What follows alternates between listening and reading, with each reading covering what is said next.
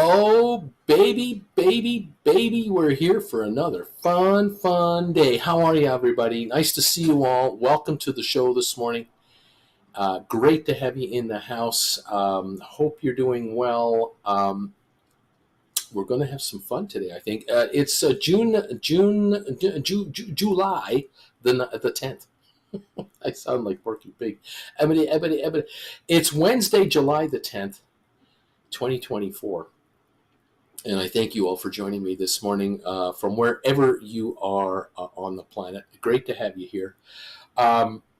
We seem to have well, what do we seem to have? Let's take a look here at this market right now. The index is at the moment for the Dow, pardon me, up 37 points. S&P up 14 and NASDAQ up 77. So a 1/10 of a point increase in the Dow, a quarter of a point on S&P, 0.38 on NASDAQ. Oil is down 2 cents a barrel. What is going to happen to the markets, and what contracts and what trading strategies should you be employing right now? That is of course, the question. And I just finished the Trade Alert show for Gold Bagel members, and I'll tell you what I told them straight out. I didn't say it in so many words, but kind of got around to it at the end of my little spiel. I didn't actually give them a specific trade on a specific stock that I was all ready for. I have this whiteboard ready here. I'm ready to write on it, and I couldn't write anything on the whiteboard because I was looking at some stocks, and in particular, I'm looking at Tesla, and I'm thinking, can I make a recommendation on Tesla right now? And I was thinking about a Tesla trade that would have incorporated a credit spread, a put credit spread. I even considered call credit spreads, and I can't find one that turned me on enough to throw at you. And that reminded me of something that some of you don't want to hear from me. Some of you just can't stand it when he does this. He doesn't give me a trade to do.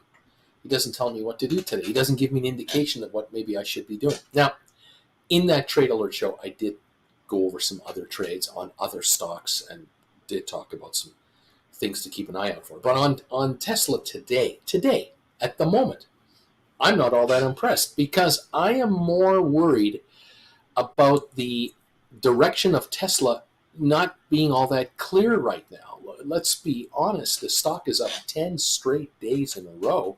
It's higher. It's gone up 10 straight days.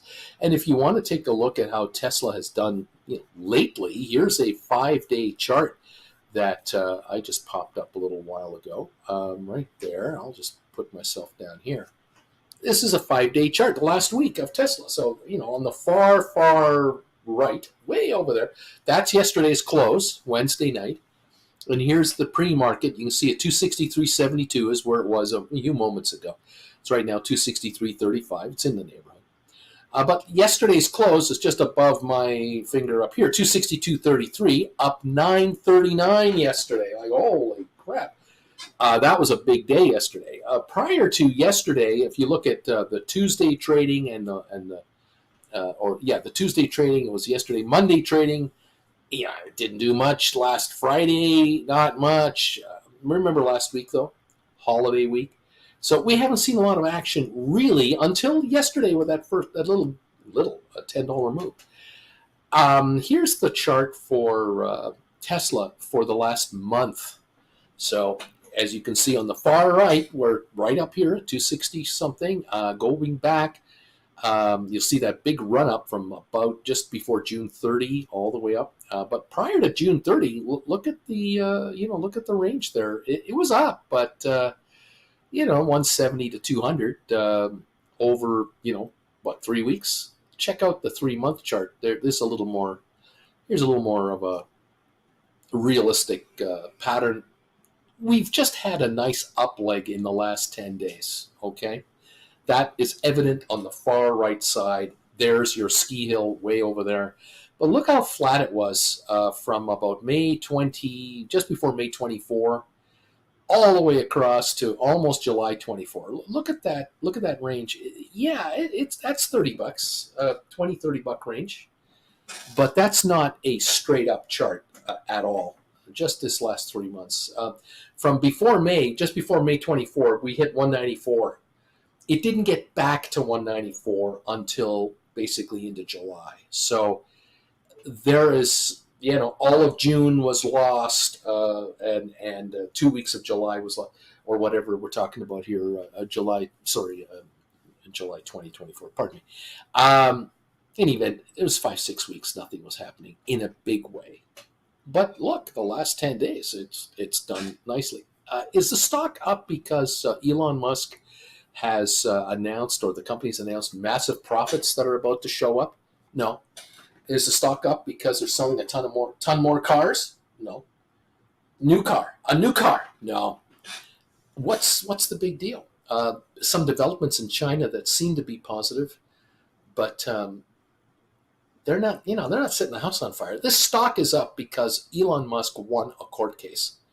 Let's get to the quick. He won a court case, and that helped him with his pay package. So where are we going to go from here? I don't know. There are times, like I say, where my viewers get frustrated because I don't have a trade to tell you about, which means I'm telling you sometimes the best way to make money is not to try to make money because you're pushing your luck, mister. You're pushing your luck. The thing about option writing is you win almost every time you do it, but there are times where you have to let the stock really tell you what it's going to do next. And a stock that's up 10 days or 11 days in a row, you have to allow it to give you a sense of what it's going to do. The only reason the stock is going to go higher is that there'll be more buyers and sellers. I hate to bring this up because people keep thinking the stocks operate on some kind of a magical thing. There's no magic to it.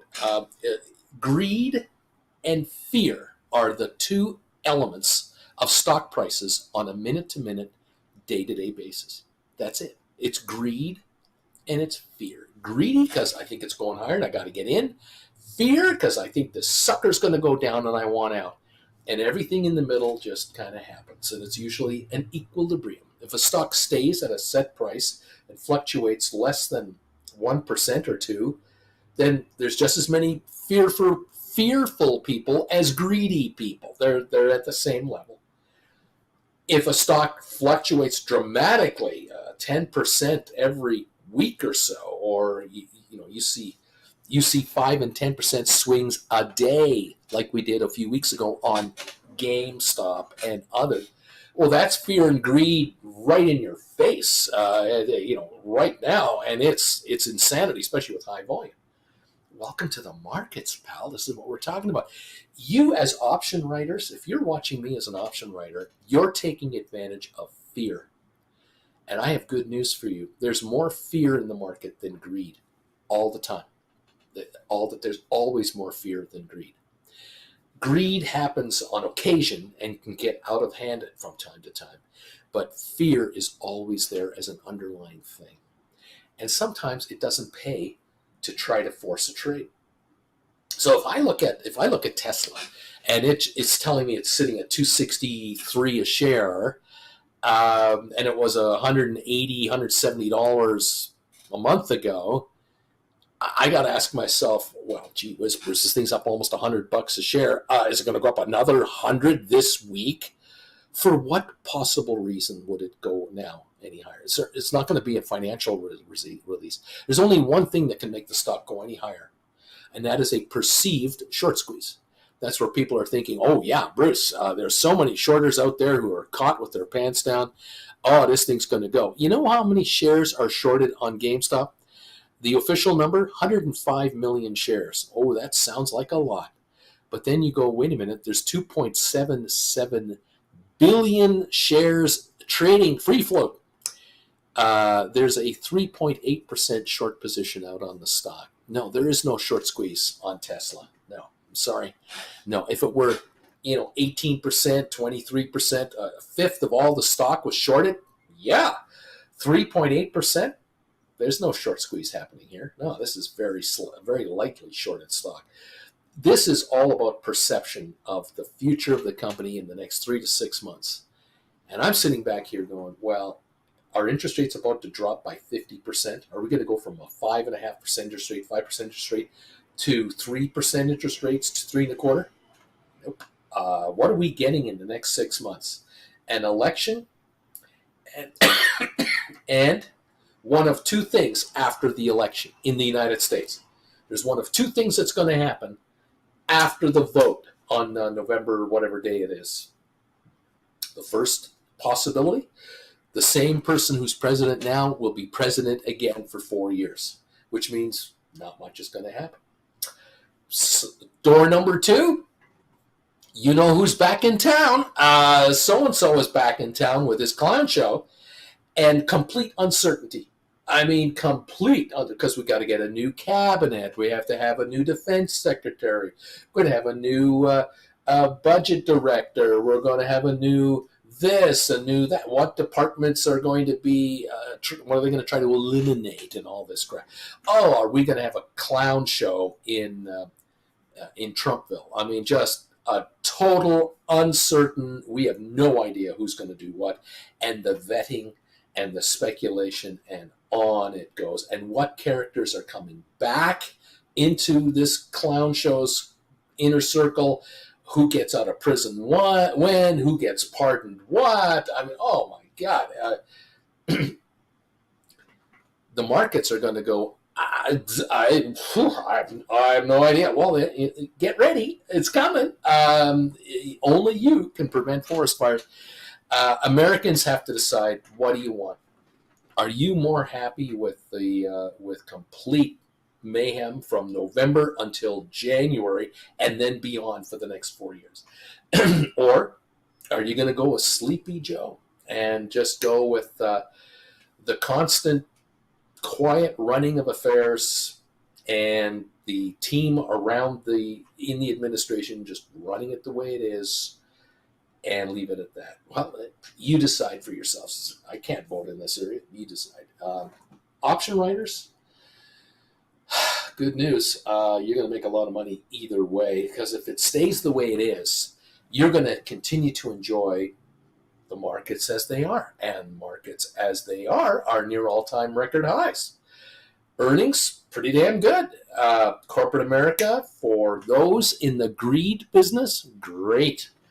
For those in the fear business, the people who are worried about being laid off because the corporation you work for might get bought up by somebody else, or the department in which you are employed is absolutely vulnerable to AI slicing the headcount in your department by 50% in the next 2 years.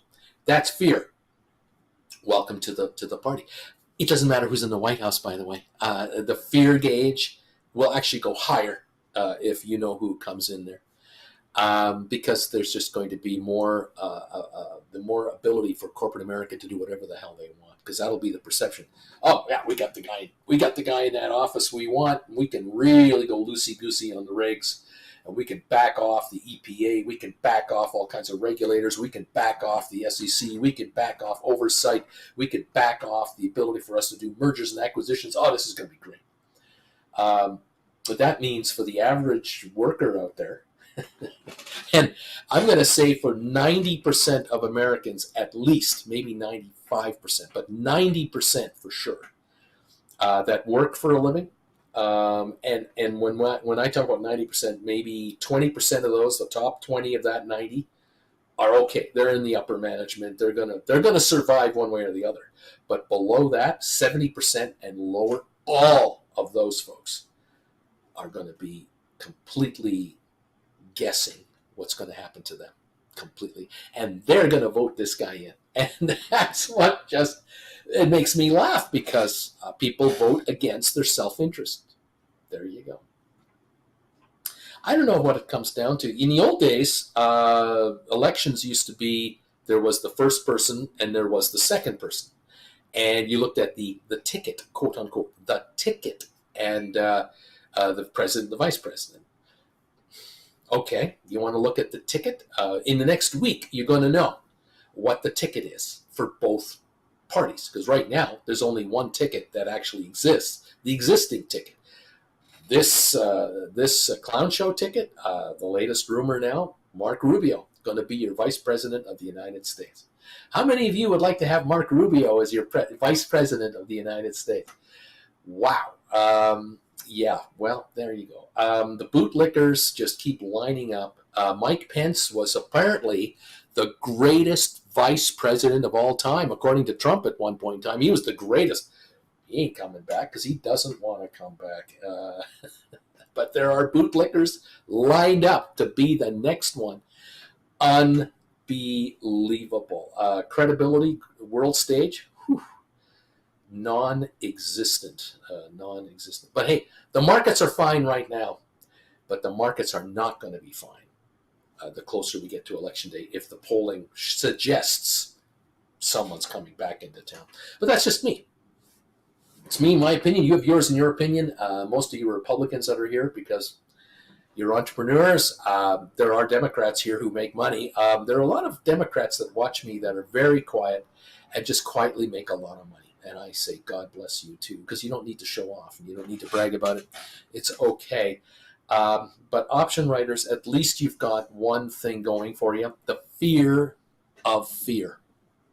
The reality that fear is in the market and will climb. The fear index is going to climb as we get closer to election day. The U.S. Treasuries will tip you off. You'll see U.S. interest rates climbing, U.S. bonds dropping. You will see bond offerings come out, and interest rates are going to be higher from investors who will demand a higher interest rate on U.S. debt, depending on where this is going. And if Americans want to be defiant and they want to bring in you know who, then that's what's going to happen. It is what it is. Option writers, sometimes you pick your spots and sometimes you don't. And today, Tesla is not the one to pick to write on, in my humble opinion, if you're an option writer. There's no need to write options on Tesla. The only Tesla contracts you want to write at the moment is if you are long deep in the money calls or you are long the stock and you can write call options on your Tesla. Yes, I say well done. Those of you who can do rollovers on your Tesla calls, do it immediately. If you can move your 170s, 80s, 90s, 200s, 210s, 220s, 230s, and you can push them up to 250, 60, 70, 80s, go out a year from now and write 280, 290s, 300s. Do it today. You have been given an opportunity to take some dough off the table and raise up your strike prices. Because, why? If the shares reach 270, 75, but then they back off to 250 and 240 and 230, and you've done your rollovers to 240, 60, 70, 80, 90, 300, and the stock is 230, 235, you're a happy camper. You're sitting on a ton of contracts you've written all out of the money. That's exactly where you want to be. This game, this has happened before, and it's happening again. A stock has gone too far too fast on emotion and not on fundamentals, and maybe now is the time to be paid for it. Can the stock go up today? Sure. Can it go down today? Yep. Could it go down today $1 and go up for the next 10 days in a row again? Yes, it can, but it likely won't. But it could. Oh, yeah. Every day that we go here with a winning streak is a day closer to the end of the winning streak. That's all there's to it.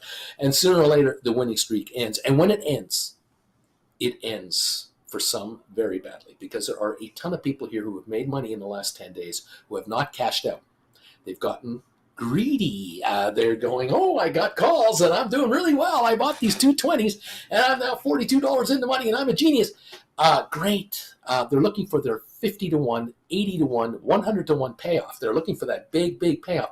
They still need another $30, $40 a share to get anywhere near that. And I have no idea if that's going to happen or not because time is running out on their bet to win this game. Totally up to you how you want to play this. Welcome to the party, everybody. Sometimes you can't do a trade on a certain stock as an option writer. You just have to say, Not today. No, no. I'll shift over right now. I'll do a weekly on GameStop. I'll do some weeklies on the SPYs. I'll do weeklies on Qs. I'll do weeklies on Google, on Apple, on Microsoft. I'll find AI. I'll find a weekly on something else that I'm happy to do a weekly on, or a bi-weekly. And maybe next week or 2 weeks from now, maybe I'll let Tesla kind of figure itself out, because at the moment it's in this no man's land here. It's up, but it's not a 350. But it doesn't look like it's going back to 150. But it's in this 260 range, and now we have this. Maybe we have $5 upside and $20 downside. We have $10 upside and $30 downside. Like, what do we got? I think we have more downside potential than upside. Short term, medium term, the next 2 or 3 weeks, do I really want to be into these put contracts? Because I'm not going calls. Calls, if this wants to go stupid, I'll let the stock go stupid. My thinking here is you want to write put credit spreads on this stock once it has a bad couple of days. That's what we're looking for. So if this thing backs off to 210, 220 on a real dump over, say, a week, perfect. Perfect, because now you move into the 190s, 180s, 190s, 170s, 170s, somewhere in that range. You move in on put credit spreads there behind the market that has just dumped off $30, $40 a share, and now you make your move. You're a sniper, and right now there are no targets in your gun sights. Tesla is not in your gun sight right now, in my personal opinion. Take it or leave it. It's up to you. There you go. All right. Hi, everybody. Welcome to the show. Welcome to the program. Thank you all for being here. What can I tell you? We got a sale on right now on the lessons. Congratulations for those of you who have been taking advantage. For the month of July, if you want to learn how to write stock options and make money in this market, here's your chance to get 5 classes for the price of 4. It lasts for this month only, July. Today's the 10th. And there's 3 weeks left, and then the deal is up. So those of you who are trying to, write options, learn how to write options, you've already got a few lessons. This is your chance to load up on a block of 5 for the price of 4. And the best way to do it is to send me an email and just say, "Hey, Uncle Bruce, I'd like to get these." What you can do, of course, is you can head over to PayPal. Right here, and you can make a payment of $599.99 US to this PayPal account, and then send me an email right here and just say, "Bruce, I'd like to get the 5 for 4 deal. Here are the 5 classes I would like to have." Now, some of you might say, "Give me the first 5, 1, 2, 3, 4, 5." Others are going to say, "I've already got 5. I want 6, 7, 8, 9, 10. Or I've got 8 of them, and I want to fill in the gaps. So give me number 7, 11, 13, 15. You tell me what 5 you'd like. I'll get them to you. I'll send you the links, okay? Thank you all, and congratulations to those of you who've stepped up and have said, "Yeah, this is time." I've taken the first 2 classes, like Bruce suggested. I've opened up an account with, I already have an account with, say, XYZ, but I've now opened up a practice account. And I'm writing options now in my practice account, just like Bruce said. It's risk-free. I see how these options move with the stocks and the markets and how they're affected. But I've also noticed shrinkage. Oh my God, contract shrinkage. There's where the money is. And until you do it, you don't believe it. And so one way to do it without having to pay anything, without risking anything, is practice accounts. You try that for a few weeks, a few months, whatever works for you. Take your time. It's for the rest of your life, and turn your investing into a different entire game. Instead of trying to find the big win, the big payoff win, why don't you look for shrinkage revenue from a source where they just hand it to you. The money is handed to you again and again and again. Anyway, there you go. Congratulations to all those of you who are there. Let's see, what else is going on? What else is going on? Christina, I love you too. You know I love you. We love each other. Christina's the best. Nazareth, number 45, baby. I'm here, Bruce. Sharon, here's number thumbs up 50 for you. Thank you, everybody, for these thumbs ups. I appreciate it. Love you all. What else is going on? Please don't call Trump clown show. Biden is the clown show. Trump will save the United States. Which means he's going to save Canada. Yeah, right. Yeah, okay. Thanks, thanks, Mike. I know you notice Mike isn't a member. Don't think Mike's going to be a member of the chat. It's okay. It's all right. Joan Collins is here, number 58. Thank you very much. Amy J. Thank you. Makisio, a big fat no for Rubio. There you go. Where do you get this news? Wants to. Trump 24. Oh gosh. What can I say? All right. What else is going on? I don't know, baby. I don't know. What can I say? Who would you rather have president of the United States? Would you rather have Kamala Harris as president of the United States or Mark Rubio as president of the United States? Should something happen to either of the old men, to any of the grandpas, what do you think? Good morning, everybody from DB. There you go. Please stop with politics, Bruce. Please don't do it. There you go. Welcome all. What's going on here? Number 67 here says Luca. Ciao, everybody, and thank you, Uncle Bruce. It was a great session last night. We did have fun, didn't we? It was fantastic. Who else is here? Welcome. Hi, kids from Flint Creek. Good morning, everybody from Parker. The man, let's see. Yeah, right. Oh, God. Clown would be precise, says Flint. Okay. Oh, laughing out loud. Right now, our VP is Kamala Harris. Can't go anywhere below that. There you go. I will tell you, I would take her over Rubio anytime. Do I want the bootlicker, or do I want someone who used to be a prosecutor in the U.S. and was a U.S. senator? I think I'll go with her. She's got balls. I don't think Putin would like her as president of the United States. He would not like her at all. He would love Rubio. Oh, he would love little old Rubio because he can't wait for Trump to come back in. Oh, Putin is dying for Trump to come in. Kim Jong-il and North Korea can't wait for Trump to come back. Oh, my God. What can I say? Elizabeth Warren, maybe? Oh, my gosh. Yeah. Too much fun, everybody. Thanks for joining me. What can I say? Fun would be fun. U.S. politics is not going to be boring. There's no doubt about that. Unfortunately, the market is going to be rough going forward now. We got the Republican convention next week. Then we have the Democratic convention, 3 weeks after that. And then it's, all hell breaks loose. And I think that's where the stock market is going to be jittery. The good news, though, is you guys, as option writers, don't have to worry about it. That's the best thing about it. All of a sudden, a bunch of stocks will come into your gun sights, and you're going to be able to pick off contract trades, option trades, while everyone else is yelling and jumping up and down and fearlessly promoting their candidates. You guys are going to be making a lot of money, and that's what you have to accept. You just, and you know what? What do you want? You want to pay your mortgage with hopes, wishes, dreams for your candidate to be a public figure, a civil servant, or do you want to make money? The very wealthy of the world will pay some attention to the election, of course. But by the way, they back both candidates. Just to bring this home to you, the largest market players in the stock market, which include the investment bankers, include hedge fund operators, include seriously massive sized institutional investment firms, they back both parties, both candidates, both senator candidates, both congressman candidates. Why?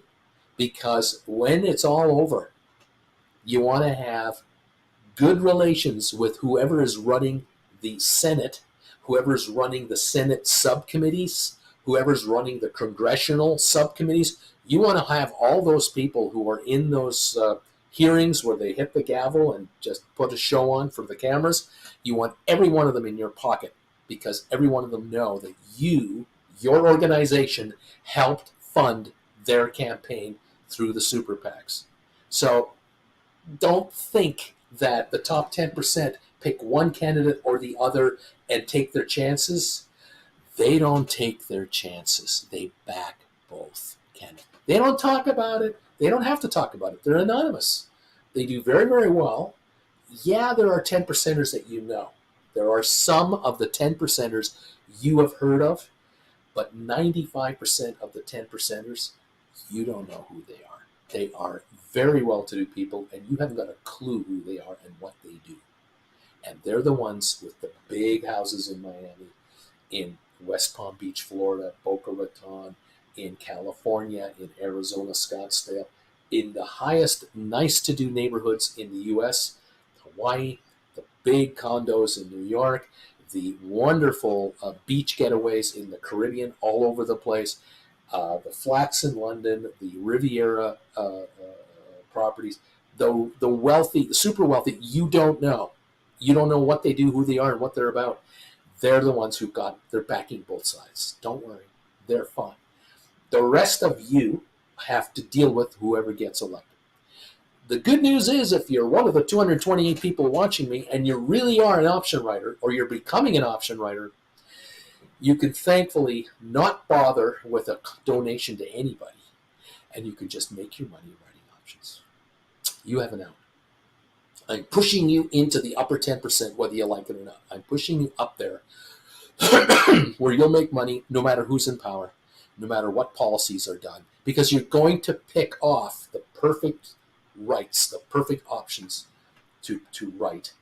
Perfect credit spreads, poor man covered call strategies, cash secured put strategies, whatever you need to bring in the dinero. The bottom 60%, the bottom 70%, certainly the bottom 45%, which is more than half the country, more than half, are in big trouble. And sure, if you're telling me there's inflation in your neighborhood, I know. I went grocery shopping yesterday, and I just went over to the store over here, a couple of blocks away, a little Safeway store. Came home with 6 items for $28. Looking at these prices, going, wow, this is surprising. I'm not at a grocery store every single day. I occasionally will pick up stuff. Usually, Jen and I go to Costco and buy in bulk. But, there's single items you need to buy. I literally walked back from the cash register. I was at a self-checkout, and I had looked to buy certain items, and I had in my hand 2 packages of what are known as European wieners. I don't know if you know what those are. Instead of a regular hot dog, they're very long, and they're very thin, and they are very typical in Europe. They're very, very, especially Germany, Austria, Switzerland. I was fooled. I got fooled because I wasn't paying attention. I assumed that these packages were $2.99 each, but they're not $2.99 each. They were $2.99 a pound for prepackaged wieners. Normally, these are just priced. This package of 5 wieners costs you blah blah money. I thought, well, $2.99. Yeah, I'll grab 2 of these. Each package had like 5 of these things. I got to the checkout, and I was looking to find the QR code, and I saw the front of the package and it had the label and everything on it, and then I turned the package over and I saw the QR code. Oh, there it is. And then I saw the price of the item, and the price of the item was on a paper printout that was stuck onto this thing, which again is unusual, because usually when you buy a package of hot dogs, there is no price tag on it. There's just a QR code only. The QR code showed that one package was $10.50 and the other one was $11.20. And I'm going, $11 for 5 European wieners? I'm just not going to pay $11 for 5 wieners. What? So I told the gal who was handling the little area there of 10 machines, I said, I'm going to put these back. I don't want to buy these. I'm going to put them back. She said, well, I'll take them back. I said, yeah, I'll do it. I'll be right back. Okay. And so I walked it back. I put them back because I looked at the pricing again, and that's where I noticed the $2.99 price was not the price of the wieners. It was on a per pound basis or something like that. Ridiculous. I couldn't believe it. And again, I'm still confused as to how can it be $11 if it's $2.99 a pound. I wasn't buying 4 pounds of hot dogs. I was buying 5 individual links. How can 5 links be $11? I thought to myself, this could be an error, but I'm not going to bother with it. And I did not pay almost $22 for 10 hot dogs. How many people are going to Costco these days and are ordering 6 hot dogs to go from Costco at $1.50 a hot dog? And they get the dogs, they eat one, maybe mom and dad eat one, the kid eats one, I don't know. And they take the rest home and they eat them as leftovers. They throw the bun away and they put the dogs into a baggie and they put it in the fridge and reserve it later because they're $1.50 each. How many people are doing this? Is this going to grow? Even at Costco. Remember, Costco shoppers are not the unemployed bottom 20%ers who are begging and going to food banks. You want to pay $50 a year, $60 a year, $100 a year, $120 a year to be a member of Costco.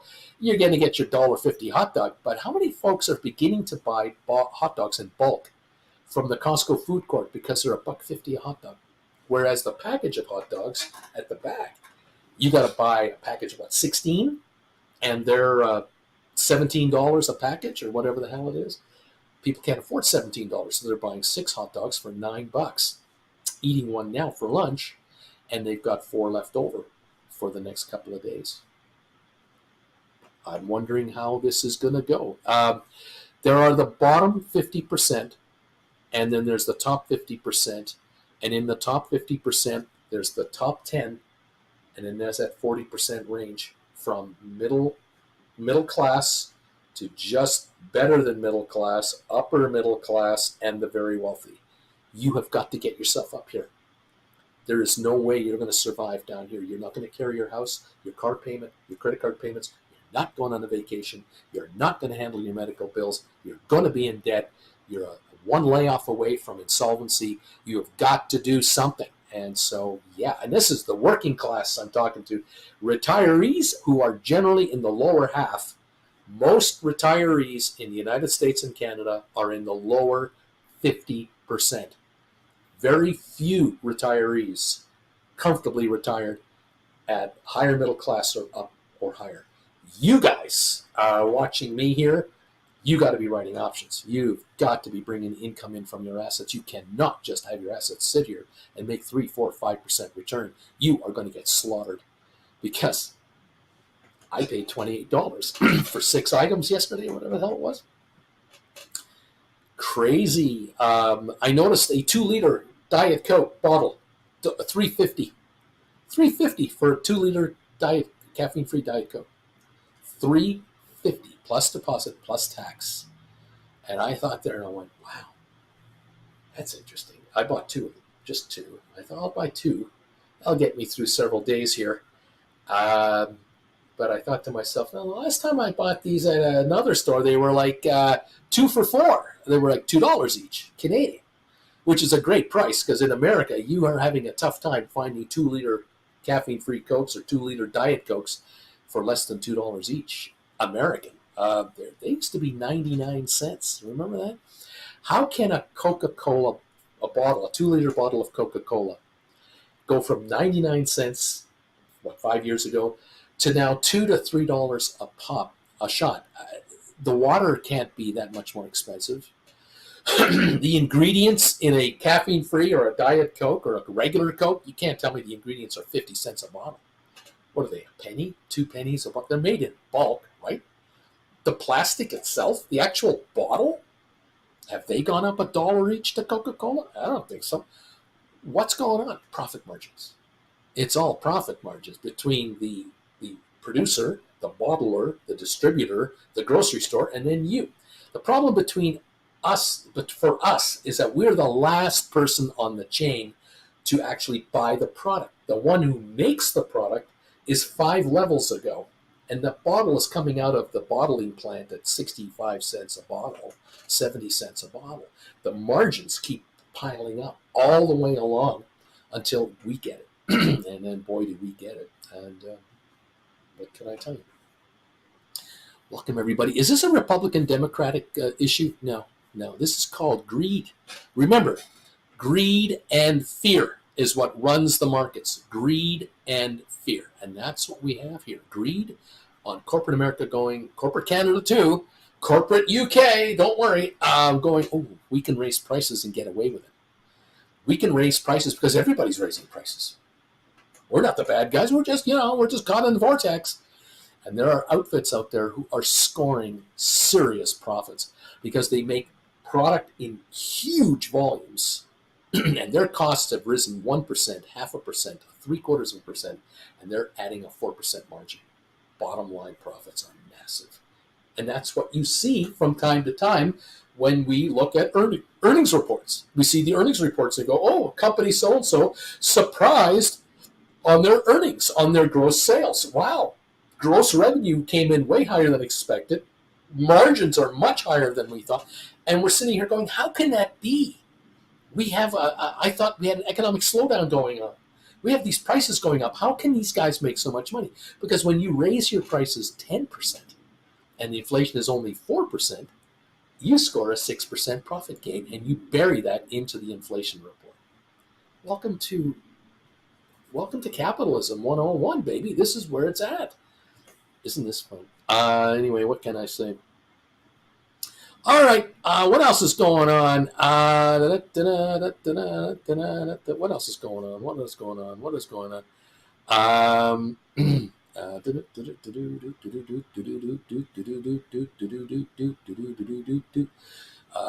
Some, your comments are all over the map. It's okay.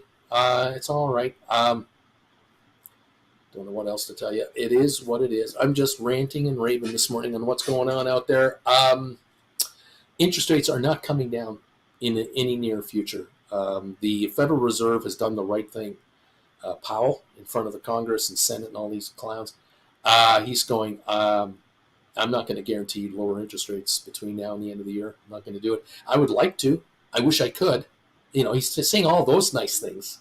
Depending on the economy and everything, I might, but I could, but he's not. He's not going to do it because he has to understand, and he knows that if the existing president is reelected, he can probably look at lowering rates in the new year. If the old guy comes in with his radical policies and the new tariffs and this and that, and oh my God, the complete uncertainty, he is going to have to sit there and go, should I raise rates? Because if inflation is popped up to 6-7% the minute Trump walks in here, I don't know what to do. We're not going to see lower rates. I don't think so. We are seeing the U.S. government continue to raise a lot of capital. Unfortunately, through Trump's presidency and through Biden's presidency, the U.S. deficit has continued to go higher. The debt that America owes the rest of the world has risen. And yet we've had full employment now.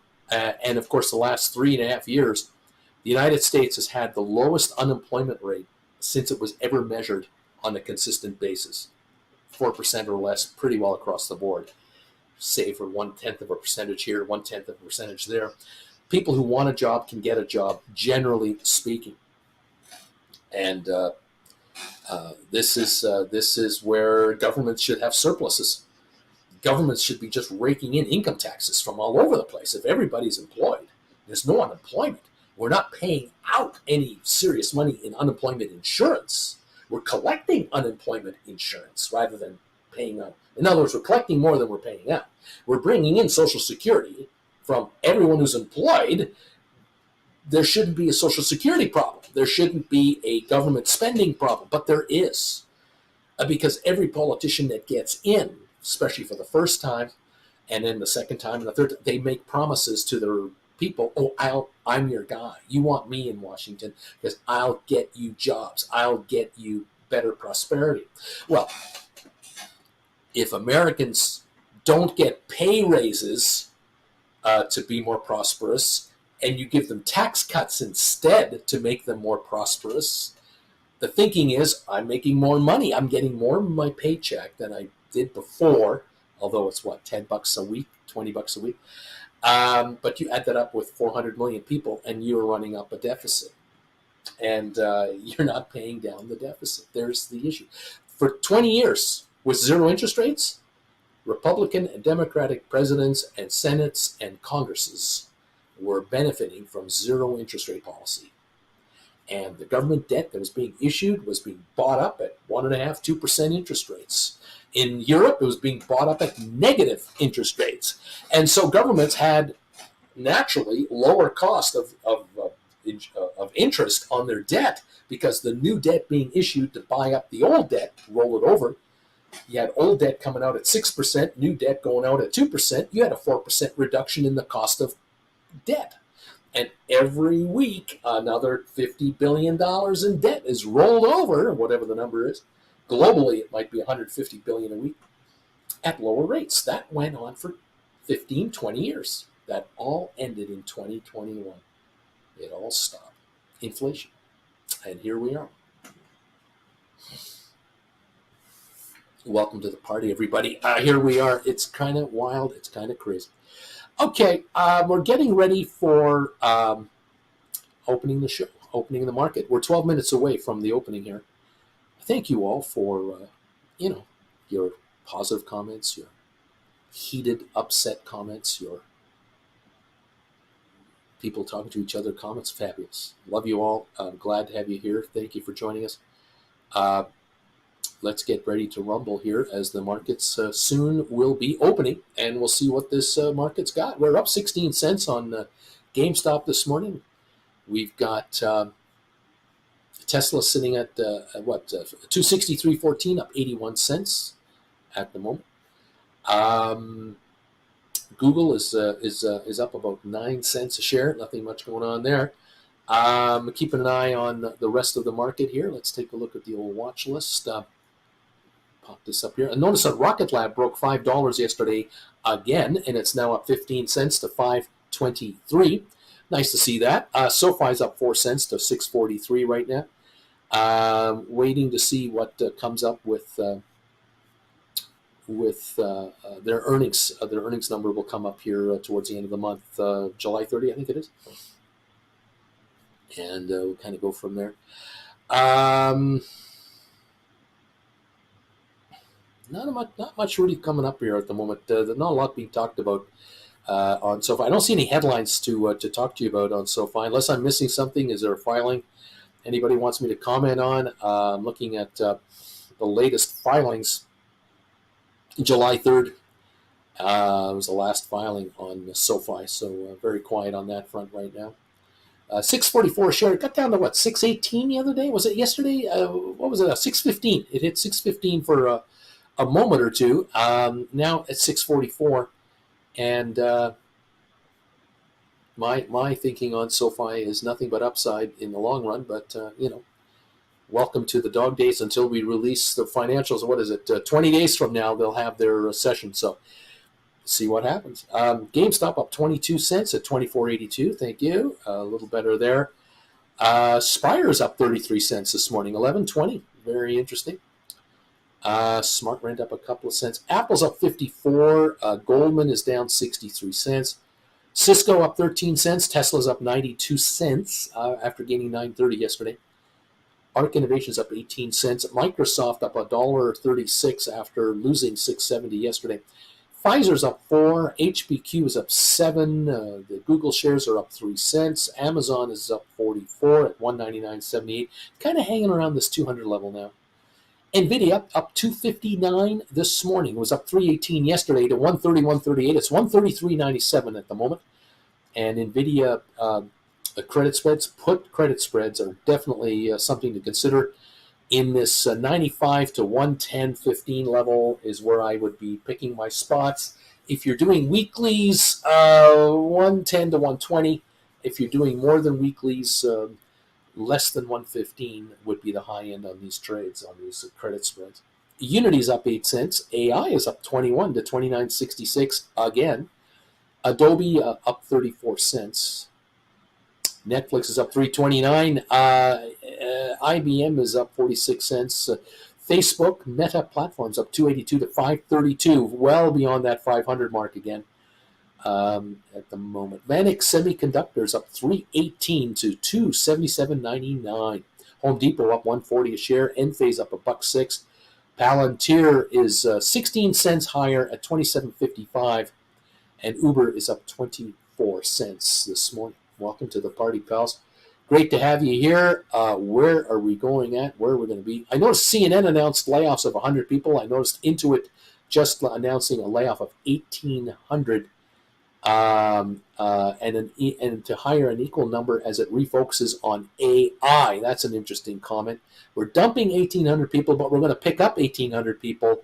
Something tells me 1,800 will be dumped in a hurry, and 1,800 pickups will be over the next 5 years, maybe 4 years. That could be a pattern. And this is why I say to many of you who watch me, as many of you as possible who watch me, that, look, guys, I want you to understand that you've done nothing wrong. You're working your tail off. You're a loyal employee. You've taken upgrade courses on whatever it is you are involved with your corporation. You've moved up the chain a little bit from the beginnings of your career to where you are now. Everything is great. HR loves you guys. But your employer is changing. Your employer's future is being perceived in a different direction by its top 10 percentile, the folks who run the place, and you're not in the future, unfortunately. Now, maybe you will last because of your seniority. You will last longer than the underlings around you. You might have a false sense of security because you're 45, you're 50, and you've been there for 20 years, 15 years, and you figure that the 0 to 5 year people will be let go first. And maybe some of you, hey, you might be saying to yourself, hey, I know, Bruce, I'm going to get kicked out of here. I want him to buy me out. That's actually what I want. I want to be, you take me out, because once I get told to leave, I get to walk with my stock. I get to walk with my 401k. I get to walk with my retirement benefits, and I'll shift them over to self-administer them. Well, if that is your future, more power to you. Fabulous. But those of you who are 35 to 40, you've put in 5 to 10 years with these organizations after all the university degrees you brought to the table, all the student loans you've brought to the table, all the debt you've amassed because you've gone out and bought a new car or a used car that's a new car to you. You have debts and you're trying to establish yourself. You're a new father, you're a new mother, you're a new mother and father. You just got a mortgage in the last 3 years. I don't know what. You're in the thick of it at age 30, 35, 40. And you are vulnerable to a pink slip, and there is no massive payoff for you. You're not going to get $200,000 to walk out the door. You're going to get $5,000 a month's salary, 2 weeks salary. You might get notice, get out, you get nothing. I don't know. Those of you, you need a side gig, and you need it now. And I know that if you're of a certain age, young enough, and you are, tech savvy, which you likely are, fabulous, you might be able to find a new job very quickly, and wouldn't that be great? But for those of you out there who are thinking, do I want to get a new job where my prospect is that in the next 5 years, I'm going to get dumped off there too? You're going to go from a 5-year career here, a 5-year career there, a 5-year career there, and over 20 years, your resume looks like a bag of dirt because the employers out there are going, well, this person can't seem to hold on to a job. Wait a minute. It's not me that can't hold on to a job. It's organizations that can't hold on to employees because they're in a hurry to get rid of them. No one listens to this argument, by the way. First impressions are everything, and you're a loser, according to the outside world. So you've got to find a way to combat this. Could it be that you are scraping a few dollars together, 5 or 10 or 15 grand, and you're becoming an option writer with this new side gig that we're talking about here? Maybe that's your salvation. That is your solution. And maybe in the next year, before you get sacked and let go, you are building experience through practice accounts and real accounts to learn how to write options and learn how to do credit spreads. You don't have to own $100,000 of NVIDIA stock. You don't have to be a shareholder of Apple for 100,000 shares of Apple, $100,000 worth of Apple shares. None of that stuff. You're using $5, $10, $15, $20, $30,000 to do credit spread trades, the odd cash secured put trade. You're doing deep in the money call and poor man covered call strategies. You don't need $250,000 to be in this game. But you are bringing in income and bringing in cash flow, and you're growing it and growing it. Maybe you could borrow against your 401k. Some of you in your 35, 45-year range, you've got 50, 60, 80, 100 grand in your 401, and you're allowed to borrow a certain percentage of that money to do what you want with it, which might throw half of it, you might throw half of it at high interest rate debt, and the other half you're going to put into your trading account to write put credit spreads. Oh, wow, I'm bringing in more income from put credit spreads than the cost of the loan to myself. And I'm compounding this thing faster, to grow it faster, to bring more income in from this side gig, because my paycheck is stuck. I'm going to get a 2% raise next year, maybe 3%, and ultimately I'm going to be let go. And so why don't I spend the next year, year and a half on my career as it is and this side gig and build it so that I have less pressure on my full-time job. That might be the plan. And welcome everybody to the show. Thank you for being here. There's a lot going on here. What can I say? What's Noto saying? I haven't read Noto quotes. I'm not mentioning Noto today. If anybody has anything to tell me, you think this is going to move the stock? I hope it does. I don't have anything on Noto. Anyway, RB number 107. Thank you, RB. Thank you, everybody here. Nice to have you here. Nice to have you with us. Noto said, SoFi would benefit more under a Republican administration. I only saw the political question and answer. He didn't specify Trump. Fair enough. He might be right. He might not be right. The bottom line is Noto has a bank that is growing leaps and bounds. And in my humble opinion, in 5 months from now, 4 or 5 months from now, we will have had this quarterly earnings and the next quarterly earnings out. And my opinion is that they will have had 4 consecutive quarters of earnings released. And that makes them eligible, or one more notch eligible for S&P inclusion, S&P 500. He gave a football analogy and said that on 364 days he roots for one team. But as a West Point grad, on that one day a year, he roots for the other. Fair enough. It's okay. At least he talks. Can't say the same for another CFO that we follow, another chairman of the board we follow through GameStop. It says nothing. And so we're in the dock here. At least Noto speaks. Larry Titus is speaking right now. Larry Titus is yelling at you. The bells, baby! We're open for trading. Let's go. Thank you very much, Larry Titus. GameStop just broke $25. We're up 60 cents a share on GameStop for a moment there. 25.17 was the highest trade right on the opening. 600,000 shares have gone through on GameStop. Make it 630,000 on GameStop. Go, GameStop, go. Tesla, 263.20, up about 99 cents at the moment on Tesla. Will it be 11 straight days? 12 straight days of gains? We'll follow it. Richard Carlin says, neat.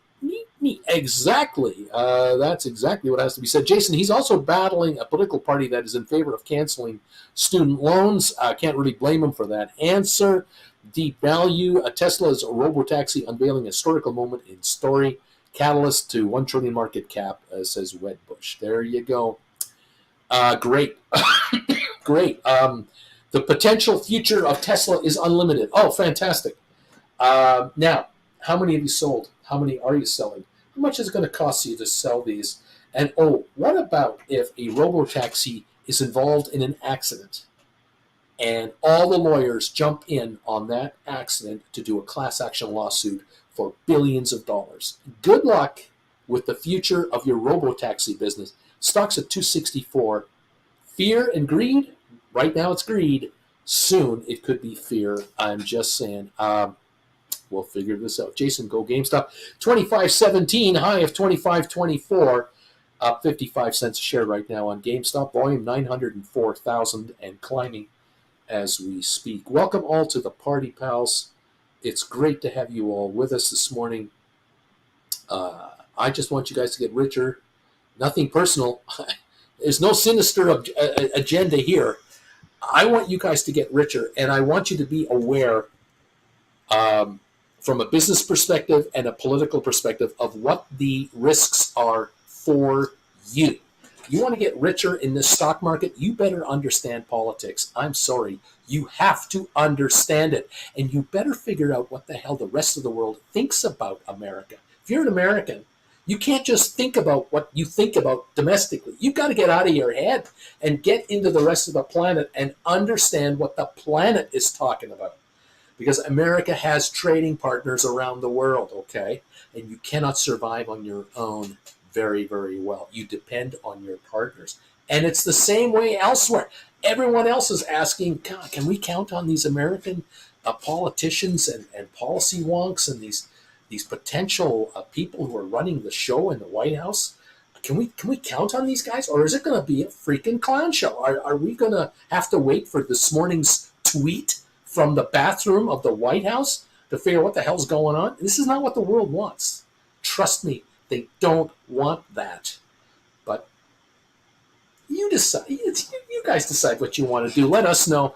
In the meantime, option writers will adapt and adjust and figure out, okay, well, we got this going on. We've pissed off the Chinese. We've upset the Canadians. The Swedes are mad at us. Okay, but what can we trade? How can I write options to make money here? Away we go. We'll do the best we can. Anyway, GameStop, $25.68. We're up $1, $1.07. Go GameStop. The higher it goes, the lower the cash-secured puts become. And many of you out there have written cash-secured puts on GameStop. Some of you wrote 25s and below. Some of you have written 25s and way higher than that. And if these shares go to 30, 35, they get into that level, each and every one of you that have written cash secured puts will be up on your cash secured puts from what you received to what you can buy them back for. And that is the good news of the day right here, right now. The shares want to go higher? Great. Go higher. It's fine by me. Cash secured, those of you who've done credit spreads on puts, you're smiling. You're smiling. $25.70 a share. Go GameStop. Go. Anyway, there it is. There's the story. 25-point gain on the Dow right now. AI is $29.71, up 27 cents. We got SoFi at $6.41, up 3 cents. Nvidia's up $2 at $133.41. Rocket Lab holding a $5.14 price, up 6 cents a share. We've got Adobe down $2, Uber's up 6 cents, Apple's up $1.78, Tesla's up just 50 cents, Enphase up 2.48, Netflix down 65 cents, AMD up 163 to 178.64, not jumping $10 a day anymore. What else is going on here? Unity down 1 penny, Google is up 145. Moderna is up 59, Cisco's up 33, Pfizer up 35 cents, Microsoft down 28 cents right now. Not leading the pack very much. IBM is up 2 cents. HPQ up 45. Amazon is up 58. Home Depot up 276. Vanix Semiconductors up 217. Goldman up 164. Boeing is up 114. Meta's up 16 cents. Target's up 85 cents. JP Morgan 121. Costco down 334. Walmart up 3 cents. We got Disney down a dime. American Airlines up a nickel. AMC is up 11 cents right now. DraftKings up a penny. And Royal Caribbean up 92. There you go. There's the deal at the moment. Thank you all for joining in this morning. Great to have you here. Go GameStop, go. I don't know what the upside could be here. Let the stock tell us what it wants to do. 25.76. High of the day, 25.89. 2.7 million volume in 6 minutes. So that's better than lately. Lately, we've only done 1 million shares in the first 10 minutes. We're at 2.7 million so far this morning. So there is a buy wave on GameStop coming in here. How much it's got? Stick around. We'll see what it does. We'll kind of go from there. We got Tesla now negative 70 cents on the negative, 261. 261.50, 261.70, somewhere in that neighborhood. The low of 261.01, the high of 264.49. And here we are on Tesla right now. Excuse me. Google is up 154 at the moment. And Nvidia is up $1.72. SoFi up a nickel now, $6.43 a share. There's the story. I'm sticking to it. Richard Carlin says 3,000. I don't know what this means. $25 call GameStop for 7.5 already have traded. 3,000 contracts. GameStop $25 calls have traded already. That's interesting. In 6 minutes. So there's some option activity going on GameStop. 25.60 now, 25.89 for the high. We're up $1.04 on GameStop, putting all $25 cash secured puts out of the money. Very interesting. Now, of course, $25 calls are all in the money. So there's that. For those of you who have written cash secured puts of 20, 21, 22, 23, 24, 25, you're all smiling going, my puts are out of the money. And the stock keeps going up there. My puts are worthless. And time is eating them alive. Well done, everybody. 25.70 at the moment, up $1.10. Cool bean stuff, man. I love it. I just want you to get rich. It's nothing personal. It's just business. I'm not trying to rile you up politically. It's just business, people. It's all I'm here for. Trying to find ways to help you get richer. You folks deserve payoffs of extraordinary amounts, and I want that to happen. And option writers, it can be good. It can be very, very good. Noticing here, I'm just trying to keep an eye on the market prices, the option prices. It might be a bit early yet at this point, but the $25 cash secured puts or puts for GameStop that die this Friday, they closed yesterday at something like $1 or something like that. They're now 95 bid. It might even be less than that. We might well be sitting on contracts that are in the 70 to 60 cent neighborhood here. Be fine by me. Next week is the third Friday of July, so $25 puts on GameStop. They closed yesterday, or I think they closed around 163 or something like that. I'm not 100% sure. They may well be a bit lower than that, as they are losing premium right now. Very, very interesting. Those 30s out there, 575 bid, last at 6. The 35s are falling as well. They look to be down at least 50 cents so far this morning. With the stock up 83, puts are starting to lose a little bit of ground here. We'll watch this, of course, very, very closely, everybody. Welcome to the party, pals. Nice to have you here. What else is going on here? Christine, I just sold a $25 call for $1.24. Rock and roll. Bobby, good morning, Uncle Bruce and everybody. Brian, I put a stinker in to buy back my cash secured puts for 50% off. It's been 4 days out of a 3-week contract. I love this game, Brian says. Yes, sir. Boy, there's nothing better than to write a contract with a strategy. I'm going to write a 3-week contract, and maybe a week or two from now I'll buy it back. And 4 days later, I think I'm going to put in a buy order for half price and take my money off the table immediately. This is a wonderful way to play this game. I'm assuming the pop this morning is from my Shang buying 4,140 GameStop shares. I'm not sure what this means. The Splair, politically, our key should be to get one child into the government position in order to lower taxes on call options.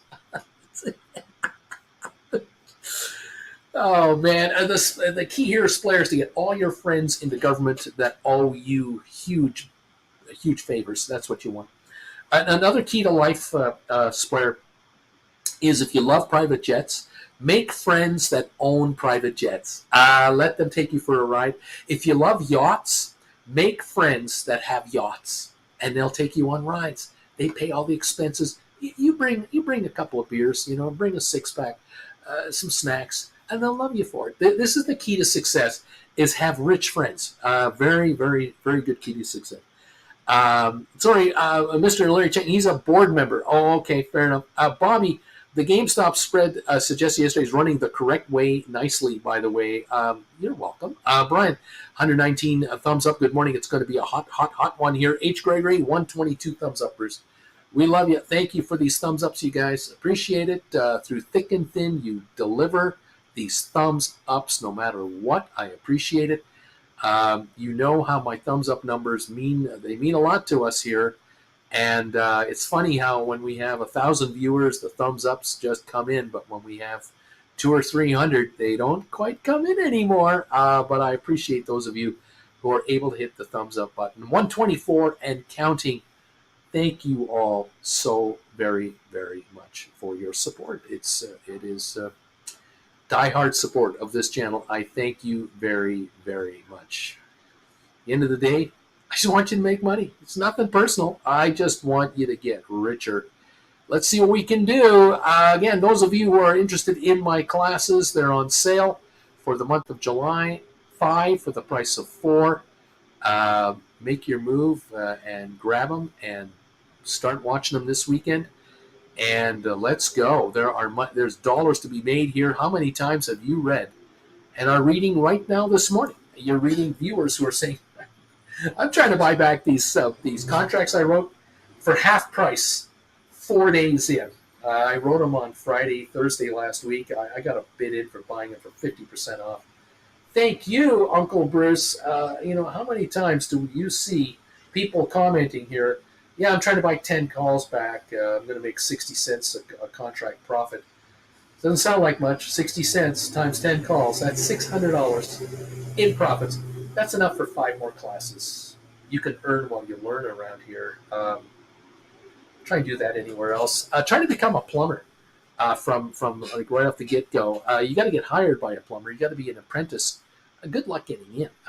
Try to be a lawyer. Earn while you learn to be a lawyer. Good luck with that one. An accountant, a doctor. You want to be a software developer. Good luck getting hired at top dollar without the degrees. Here's option writing 101. Here we go, kids. Okay, we're up 74 on GameStop. 25.33. The high today, 25.89. So we got a little swoon now.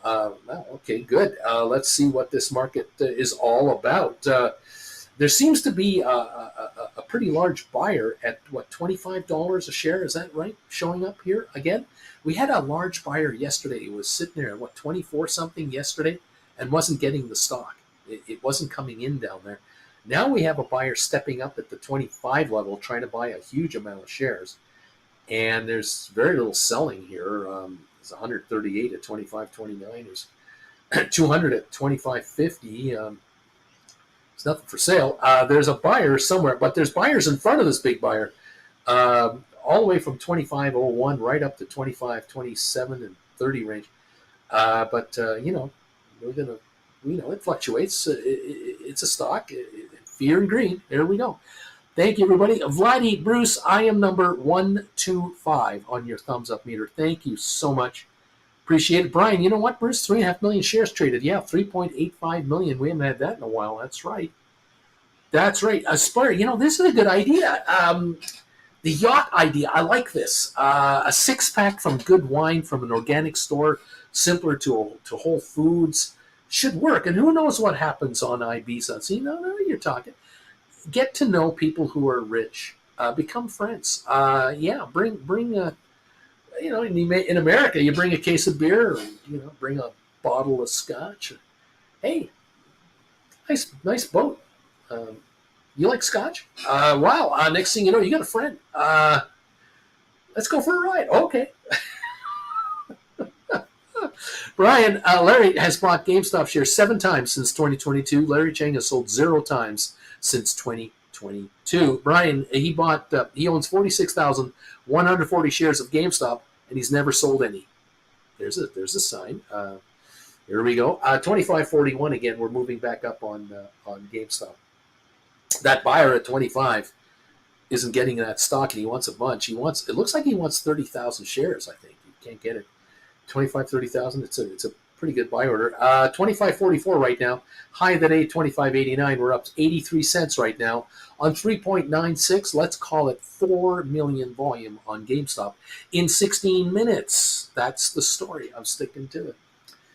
Yeah, 25.53. We just went through 25.50 like a hot knife through soft butter.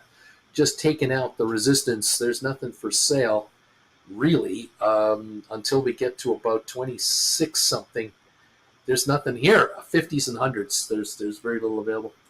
Welcome to the party, pal. Tesla back up to 264, 263.90, gaining $1.50. Trying to put a rally on. The low of the day, 261.01. The high of 265.72. Now at 264. Just kind of hanging in there. Up $1.60. Let's it's doing all right. 17 million volume so far on Tesla.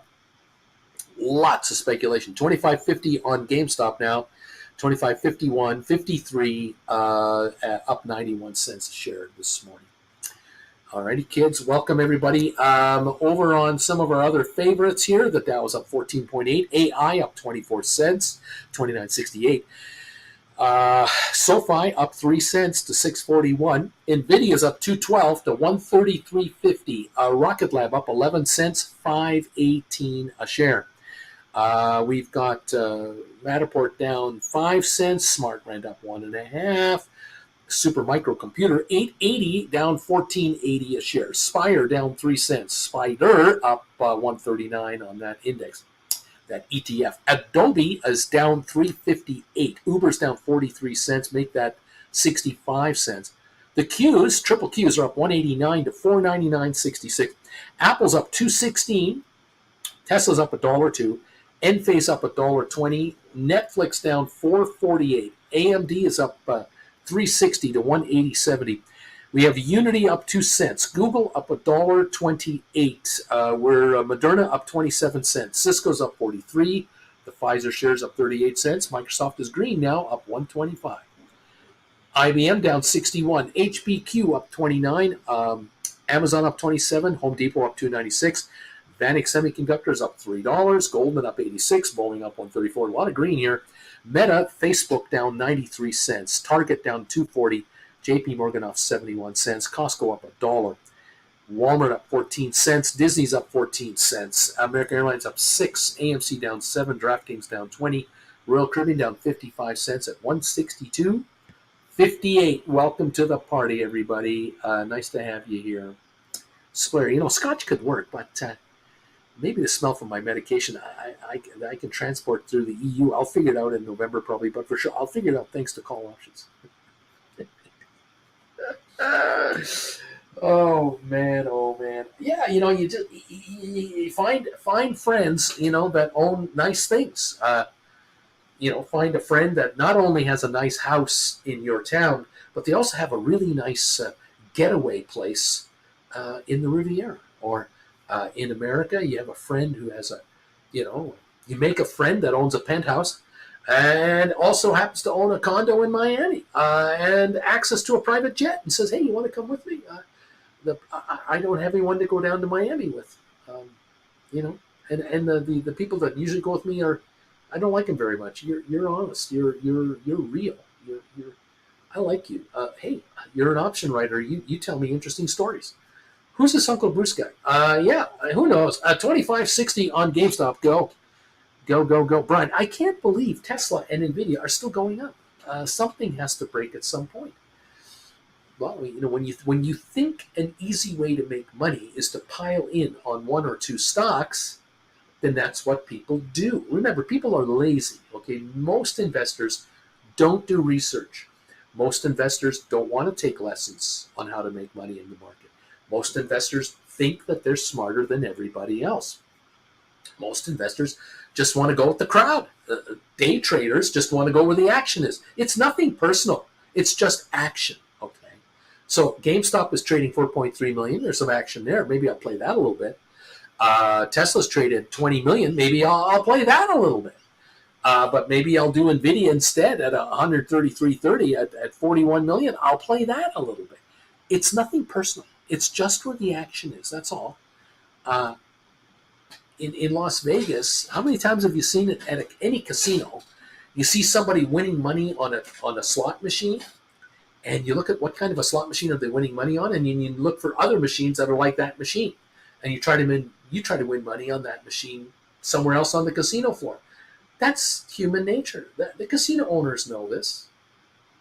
Not a problem. You want to gamble on the Price is Right slot machine?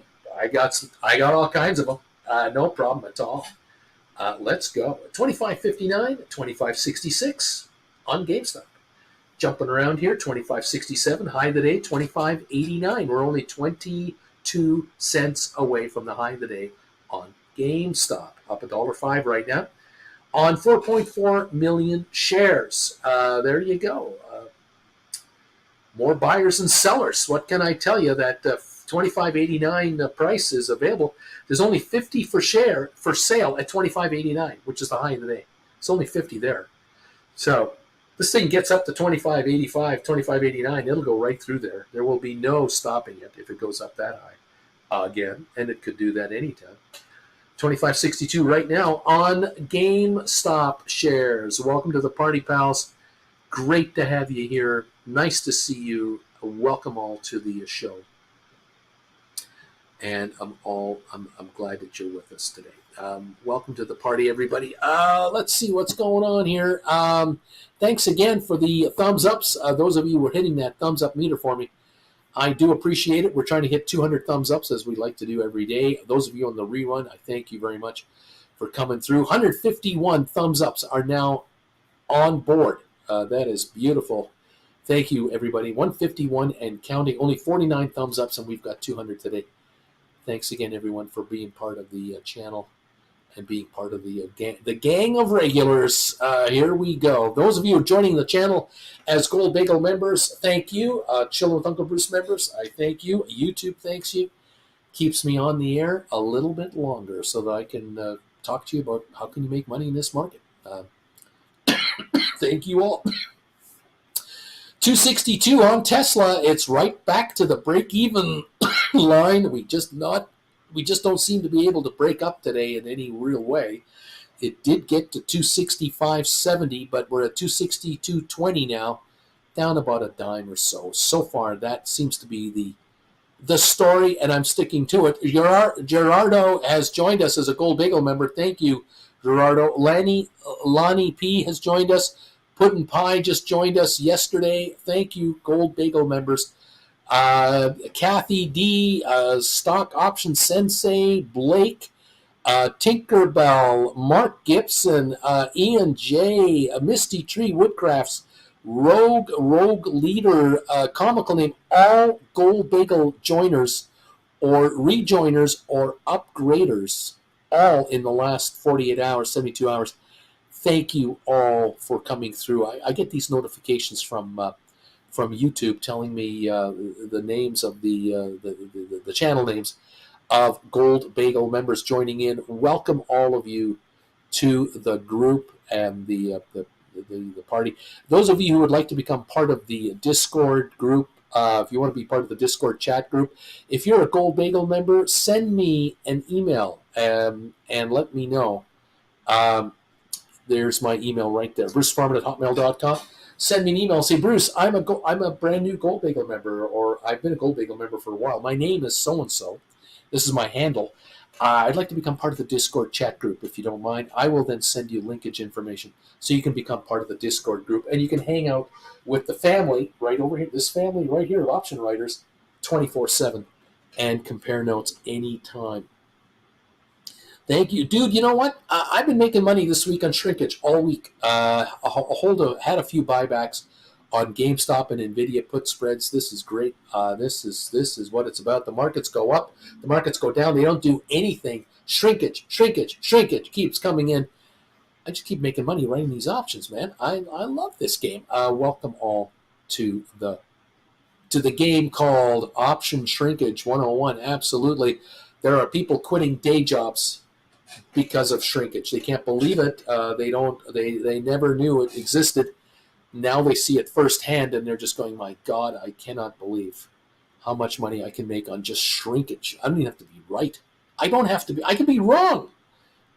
A stock can go against me and I still make money on option shrinkage, even though the stock is going the direction that I didn't think it would go or was indicating. It's amazing. 156 thumbs ups are in the house. Thank you. 44 to go. Thank you, guys.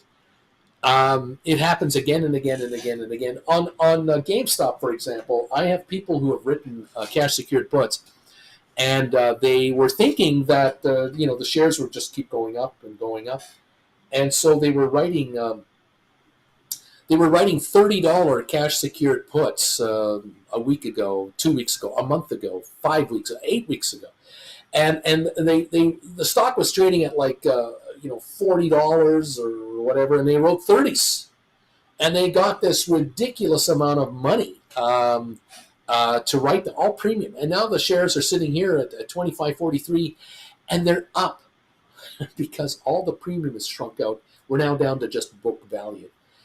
People who wrote $25 cash secured puts the last couple of weeks have noticed that the premiums were $7, $8, $9. Now they're down to $6, $5, $4 and shrinking. It's unbelievable. They're making money even though the stock didn't keep going higher. Some folks here were writing cash secured puts when the stock was $40, $50, and they were writing $50 cash secured puts. They got so much premium that they basically were saying to the market, I will pay $23 a share for the stock if you give me $27 right now. And they got it. And here we are with a $25 market, and they're going, dare me to buy this stuff. I'm paying $23 for it. It's at $25.30. I'm still making money. The stock has come down from the 50s to here. I dare you to give it to me. Unbelievable. Yeah, there are times where you can write options and make money when the market doesn't go with you. It's amazing. Because of the premiums. That's the name of the game. That's why you take my classes and you figure out, you know what, Bruce, because of your classes, you have shown me how to shop for the right contracts to write. Because people always ask me, how do you pick your contracts? How do you know what contracts to write against? How do you do this? Well, if you take the lessons, you'll understand premiums, time shrinkage, how to compare one set of options to another set, to another set, to another set, to understand where your contracts are now and where they could be a week from now, where they could be 2 weeks from now. The option market actually shows you how much money you can make on an option as it shrinks out, because you'll just look at next week's contracts and the week after that and go, oh my God. Oh, you mean I write this contract today with 4 weeks to go, and with only a week to go, it's worth this? It's going to shrink to this? I like this game. This is kind of simple. Way to go, everybody. Brian says, I'm going to leave my stinker to buy back at 50% for the day. Let's just see what happens. Let's see if I get this stuff. Brian, dude, nice work there, buddy. Brian, I finally figured out how to explain to my wife. Finally figured out.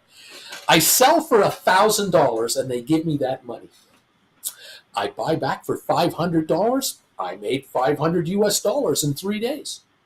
So you keep the change. She says, oh, that's pretty good. That's right.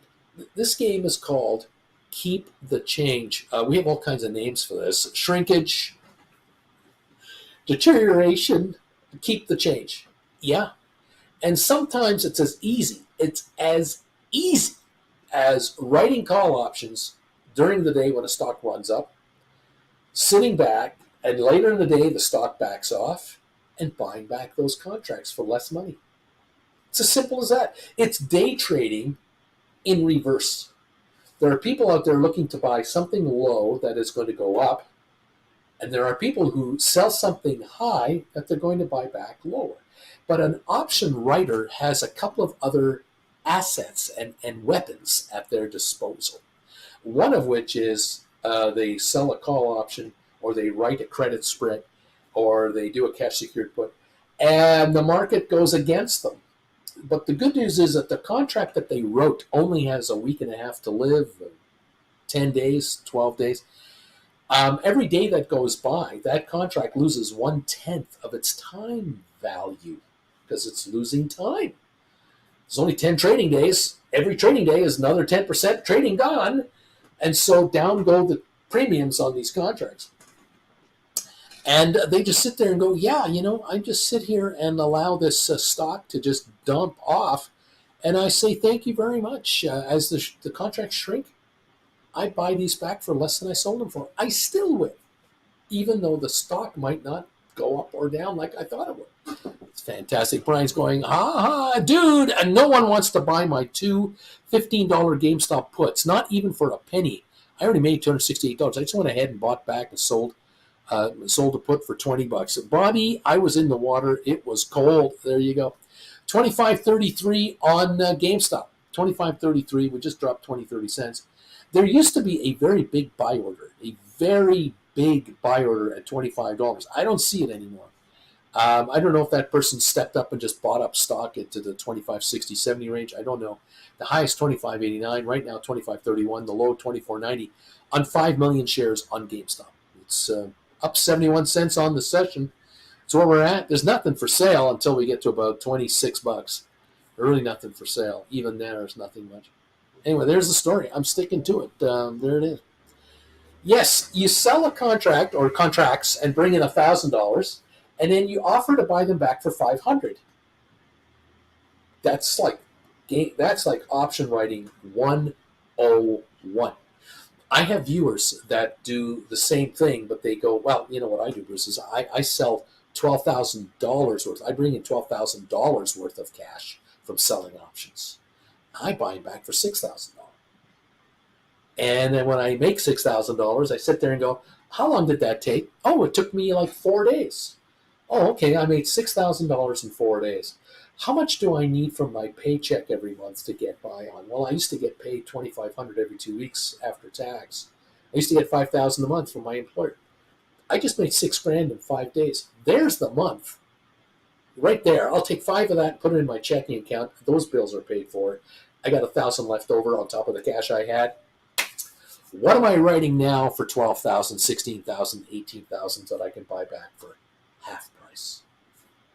I have viewers that write $50,000 worth of contracts and put in buy orders at $25,000. They don't make all the money. They don't sell them for $50,000 and let them die worthless for $0. They write them and they go, okay, well, once it reaches 40-50% drop, I'll just buy them back. And I'll take my $20,000-$25,000 off the counter. Thank you very much. I'll give the rest back to the market. Let the option players have the rest of it and play all you want. I'm now shopping for my next contracts to write to bring in the next $50,000 that I'll buy back for $30,000, $26,000, $24,000. I'm a very generous person. I give back all the time. I give back change. I keep the dollars and I give back the pennies. I like this game, say my viewers. They take my classes. They buy 5 for 4 for $500 a class. Not a bad deal. Here's the deal right here. Buy 5 classes for the price of 4, $599.99. You want to make $599 in profit writing options? Won't take much. You can do a credit spread, bringing in a $200 credit. You need to do 3 contracts. You need to write 3 puts and buy 3 puts. Pull in a $200 credit per put per position. That's $600 gross. You let them die worthless, you make $600. You write 5 contracts at $250 a piece. Credit, you bring in $1,250. Put in a buy order at $600, half the price. Put a buy order in there to buy them back at $600. You get them back. You keep $650. That's 5 classes paid for. Guess what? Why didn't you buy another 5? Yeah. Earn while you learn. You're going to do this for the rest of your life, okay? You're not going to be able to buy classes every week for very long until you've taken them all. Then you can't take any more. You're just going to keep writing and writing and writing for months and years and decades, and you're going to live off this stuff comfortably, quite nicely, at a very low tax rate. It's all capital gains. Nice going, kids. Nicely done. Okay, there you go. That's how you explain it to your wife. I love this. How I explain this to my wife. Brian, I love this comment. I get these from time to time. There are women who will say to me, I finally was able to explain it to my husband. My husband doesn't understand stock options. He doesn't understand what I do all day. He doesn't understand, why do you watch this guy who has no hair? He's hardly a Robert Redford looking guy. Why do you hang out with this guy every day? Because this is what I do. This is what this guy has told me and taught me how to do. I bring in $1,000 and I give back $500. Yeah, American money. Here in Canada, you know what that is? 500 American. That's like 1,000. That's like 5,000 Canadian dollars. It's huge. American money is real money. Canadian money is quite not so real. I love making 500 US dollars every time I do a flip like this. I like this game. Yeah. For those of you in America, if you could make $500 a week on the side by being an option writer, that's $2,000 a month. Could that help any of you with your debts, with your cash flows, with your kids' music lessons? Replace the transmission on your car or truck? Could it help you in plotting maybe I don't know, a vacation to your favorite campground somewhere? Could it allow you and your wife and kids to, after a few months of doing this, to fly to somewhere on a vacay? Could it allow some of you to book a cruise for next winter to the Caribbean? I don't know, 500 a week, 1,000 a week. I mean, 1,000 a week has got to make a difference. 1,000 a week for many of my viewers. 50,000 a year differential in income, net income. That's got to mean something. That's going to make changes.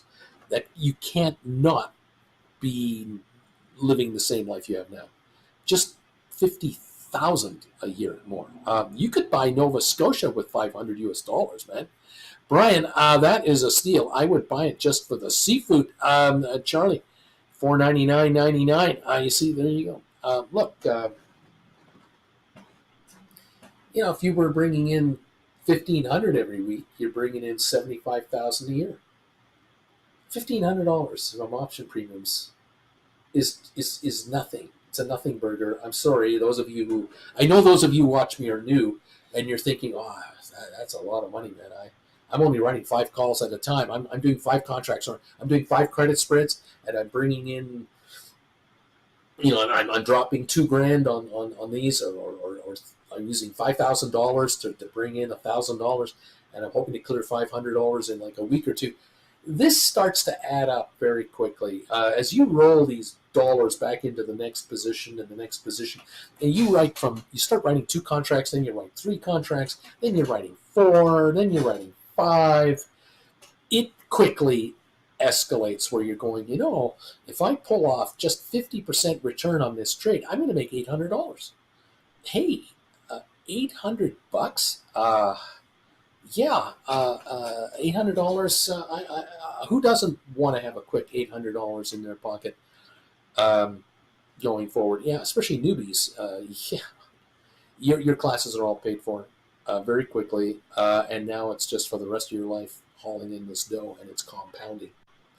It's not working like that at the job, is it? I don't think so. How many of you are working for employers who keep changing the goalposts? They keep moving the goalposts for you to get a bonus. You never get a bonus, or you never get the maximum. You're always getting kind of I got a quarter of the bonus. They were offering a $10,000 bonus. I got $2,000, $1,500. After tax, I got $950 for a year. A year. Here, people are making $500 a week, $1,000 a week, $4,000 a week, $7,000 a week. Yeah, that's being done around here. What can I say? Okay. Sounds like someone needs a new broker, says Brian, because Fidelity is down again. Charlie, seems this is becoming more common with them. Come on, Fidelity, stop your day drinking there. Splair, 25.65 on GameStop. It's up again, Bruce. Here we go. Puddin' Pie. I try to tell people how easy it is to make money option writing, but no one seems to believe me. Welcome to the party, pal. That's why you see 255 people here right now and not 25,000. That is correct. Brian, 5.5 million volume on GameStop and SoFi. They are exact same volumes right now. Isn't that interesting? 25.50, 25.60 on GameStop. SoFi, 638, just up a penny. Low of the day, 638. 5.6 million. Yeah.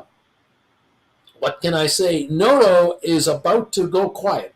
He will unfortunately not be able to talk probably starting next week. He won't be able to say anything because the earnings are coming up on the 30th of July, and he'll probably be in that dark out period, that blackout period where he can't have a public comment unless there's something material going on with the company. We'll find out about that. We'll see how it all plays out. Yeah, I spend a lot of time talking to you folks about making 500 here, 300 here, 1,000 there. I don't talk to you folks a lot about making 10,000 here, 5,000 here, 15,000 here, 30,000 there. But it's happening a lot on this channel. It's happening a lot. These folks don't comment very often. They're rather busy right now. They've got 5, 10 positions on the go. They're monitoring different trades. Sometimes this stock doesn't do much for a while, but this one is dominating the portfolio. Absolutely. There are people here who are making gobs of money that they never thought possible. And once in a while, they'll contact me and say, I'd like to have a one-on-one with you. I haven't talked to you in 6 months. I want to just go over a few things. Can you kind of advise me? Because I might be off track a little bit here. Or, I used to make more money and now I'm making less money. What am I doing right or wrong? Or should I be adjusting my trading strategy? This is what we talk about on these one-on-ones, how to maximize your return on the money that you're managing. You're after all, you're becoming an asset manager. You have to learn to manage your assets to the highest percentage degree possible. No one else is going to do it for you. You might as well be better at it. Brian, you know what? Putty pie, I understand fully. You get the half smile back and them saying, oh, that's cool. You try to tell somebody about how to write options. I mean, the market is gambling, but good job. And then they want to move on to another topic. They don't understand what it is you're talking about. And they don't want to learn because they don't believe it is learnable. They think that you are ingesting some kind of a Kool-Aid that might give you a hangover at one point in time. They're worried about that. Because think about this. You work in a work environment where you're surrounded by employees in an organization or in an industry that have been working for 50 years, 30 years. Generational companies like car building companies or warehouse corporations, distributors, employees have been institutionalized. It's like Shawshank Redemption, Red is saying, I think I'm an institutional man. I think I've been institutionalized. I don't know if I'll make it on the outside because I'm so familiar with the walls around me that I understand this little world that I'm involved in here. I don't know what it's like on the other side of the wall. Andy Dufresne is saying, Red, promise me when you ever get out of here, I want you to go to that big oak tree where that wall is and find that black rock that has no business being there. This is the outside world. I have something for you out there. If you come this far, maybe you're willing to come a little further. I'm trying to get you out. I, Uncle Bruce, am your buddy, trying to get you out of this four-walled institution that you're stuck in. And you've been brainwashed and you've been hammered from your parents, your brothers and sisters, your significant others, culture. The world in which you exist is completely institutionalized in traditionalism, the tradition of a good career after a good education.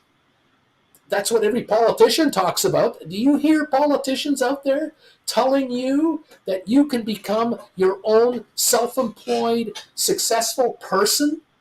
No, they talk about you finding a good job. That's the whole thing. That's the American way.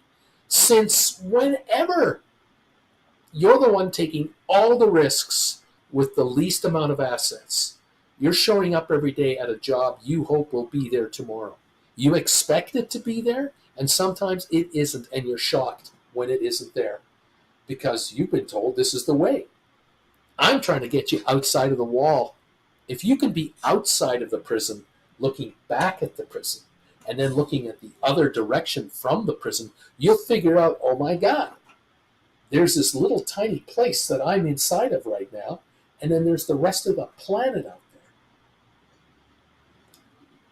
If you could get a day off and you could be a fly in the wall inside the terminal of a private executive airport where all the private jets come and go, if you could be a fly in the wall in that little world, you would see another existence that you've only recognized maybe in some TV series, Hollywood movie, and then it's all been glammed up and it's not real life. You get these, drama queen stories. You're not getting real life stories. If you could be a regular person, or if you were to meet a flight attendant that caters to the very wealthy who can afford private jets, you would be exposed to their world through a secondhand person who's inside these jets, flying from point A to point B and looking after these folks. And you would hear from them stories that will make your head spin around. I would love to get you so rich that you can afford private jets wherever you want to go. But, the first things first. We got to get you out of the prison. We got to get you able to see what life is like outside of the little world you're contained in. You're contained. You are contained right now. I got to get you out of the containment thing. This story of Brian talking to Putty Pie about you trying to tell a friend about what it's like writing options. You are half out, half in. You're going, you know what I'm doing? I'm writing these options. I'm making this money. And your friends are going, huh? Oh, yeah, well, did you hear about what the boss said yesterday about our bonus program? Did you hear about what's happening with our computer system here at the warehouse? They're institutionalized. And if you notice something at the end of Shawshank Redemption, I love that movie. If you watch the end of Shawshank Redemption where they're handing out the mail every morning, and Red gets the postcard with nothing on it. Look at the guys handing the postcard back to Red, the institutionalized guys that are never getting out. And they're still there. 20, 30 years later, they're still there, never getting out. And when they get out, they're never getting anywhere. Yes, well, I'm trying to get you not to be getting out of prison, but out of a situation that's like a prison. Fair enough. Thank you so much, everybody. Yeah, look at that. Another pop on the AMD, says Luca. Charlie, slowly building my pile so I can write more options and make more money to buy more options to make more money. Brian, Charlie, this is the way. I did some calculations. And if I can get 5% returns per month for a year, I would be doubling my money. Thumbs up from Charlie. Puddin' Pie, amen. Uncle Bruce, Earl Harwell. Uncle Bruce, where are the institutional investors? Why? Where? What are buying? Why won't they buy the stock? Earl, sometimes institutional investors are lemmings, just like the public. Just because there are institutional investors doesn't mean that they're smarter than anybody else. Far from it. Sometimes these guys just follow the crowd with millions of dollars and billions of dollars. They're just as stupid as anybody else. Sometimes there are institutional entities that are run by people who are very conservative and just kind of follow the crowd, and they don't lead. Because there are some institutional investors that lose money and some who make money. Sometimes institutional investment firms disappear or get picked up by somebody else or merge into someone else and go a different direction. They're not perfect. They can't be. Otherwise, everyone would do it. 25.73 on your GameStop, 25.78. The high of the day, 25.89. We're within 10, 12 cents. 80, 25.80, 82 right now. 25.82 on GameStop. 85 right now. Just traded at 85. We're trying to hit a new high. Could we break through to 25.89 to $26 in the next minute or two? 25.87 right now, just went through. 92, new high. 95, 98, 99, 26.04. 10 seconds. There you go. 26.06. High of the day on your GameStop. You're now up $1.40. All of you writing those cash secured puts. Is the smile on your face getting bigger as the morning wears on? Look at that. Those cash secured puts are losing value like crazy. You got to love this game. I like this game. Very good. I have a feeling that Brian might be looking at a 50% off sale here. 26.10 just went through. 26.12 just went through. We're going even higher. Is anyone having fun out there? I think this is a pretty good game going on right now. 26.15, 16, another high. 6.9 million volume on GameStop. Go, GameStop, go. I'm noticing that the $25 put contracts that die this Friday are now sitting at 55 cents, down 45 cents on the session. The $25 put contracts that die next Friday are sitting at $1.31 bid, and I think I'm high on this. They're down today some more. I think they're off about 30, 40 cents and falling. The 30s are off at least 60, 70 cents each and falling. Down we go. 26 bucks or 25.98. High of 26.16 on 7 million volume on GameStop. Thank you very much. May I have another well done, everybody. Those of you who were writing, August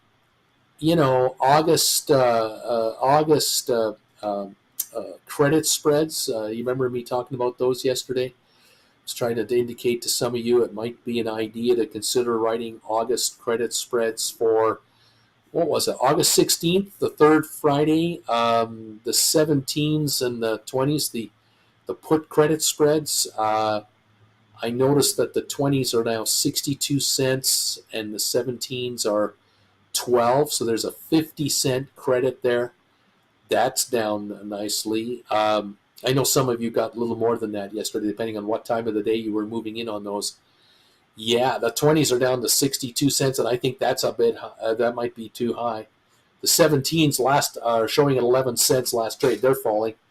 Yeah, there's some credit spread action here. Congratulations, all of you out there who are taking advantage of these opportunities. They're being handed to you right now. Thank you, and well done, everybody. Way to go. Okay. 25.98, 26 bucks. Interesting stuff. The Dow is down 10.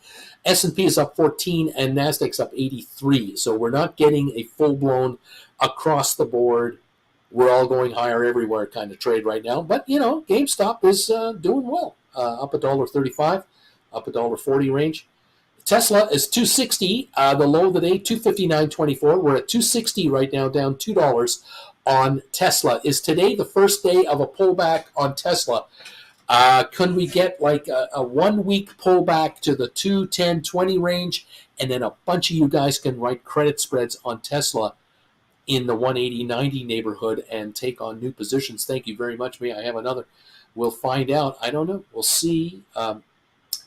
Giddy up, kids. What else is going on right now? SoFi 636, down 3 cents. NVIDIA holding a 244 gain at 133.82. Rocket Lab is unchanged, 508. Welcome all to the program, and glad to have you with us this morning. There's money being made in them there hills, certainly on the cash secured put side on GameStop today.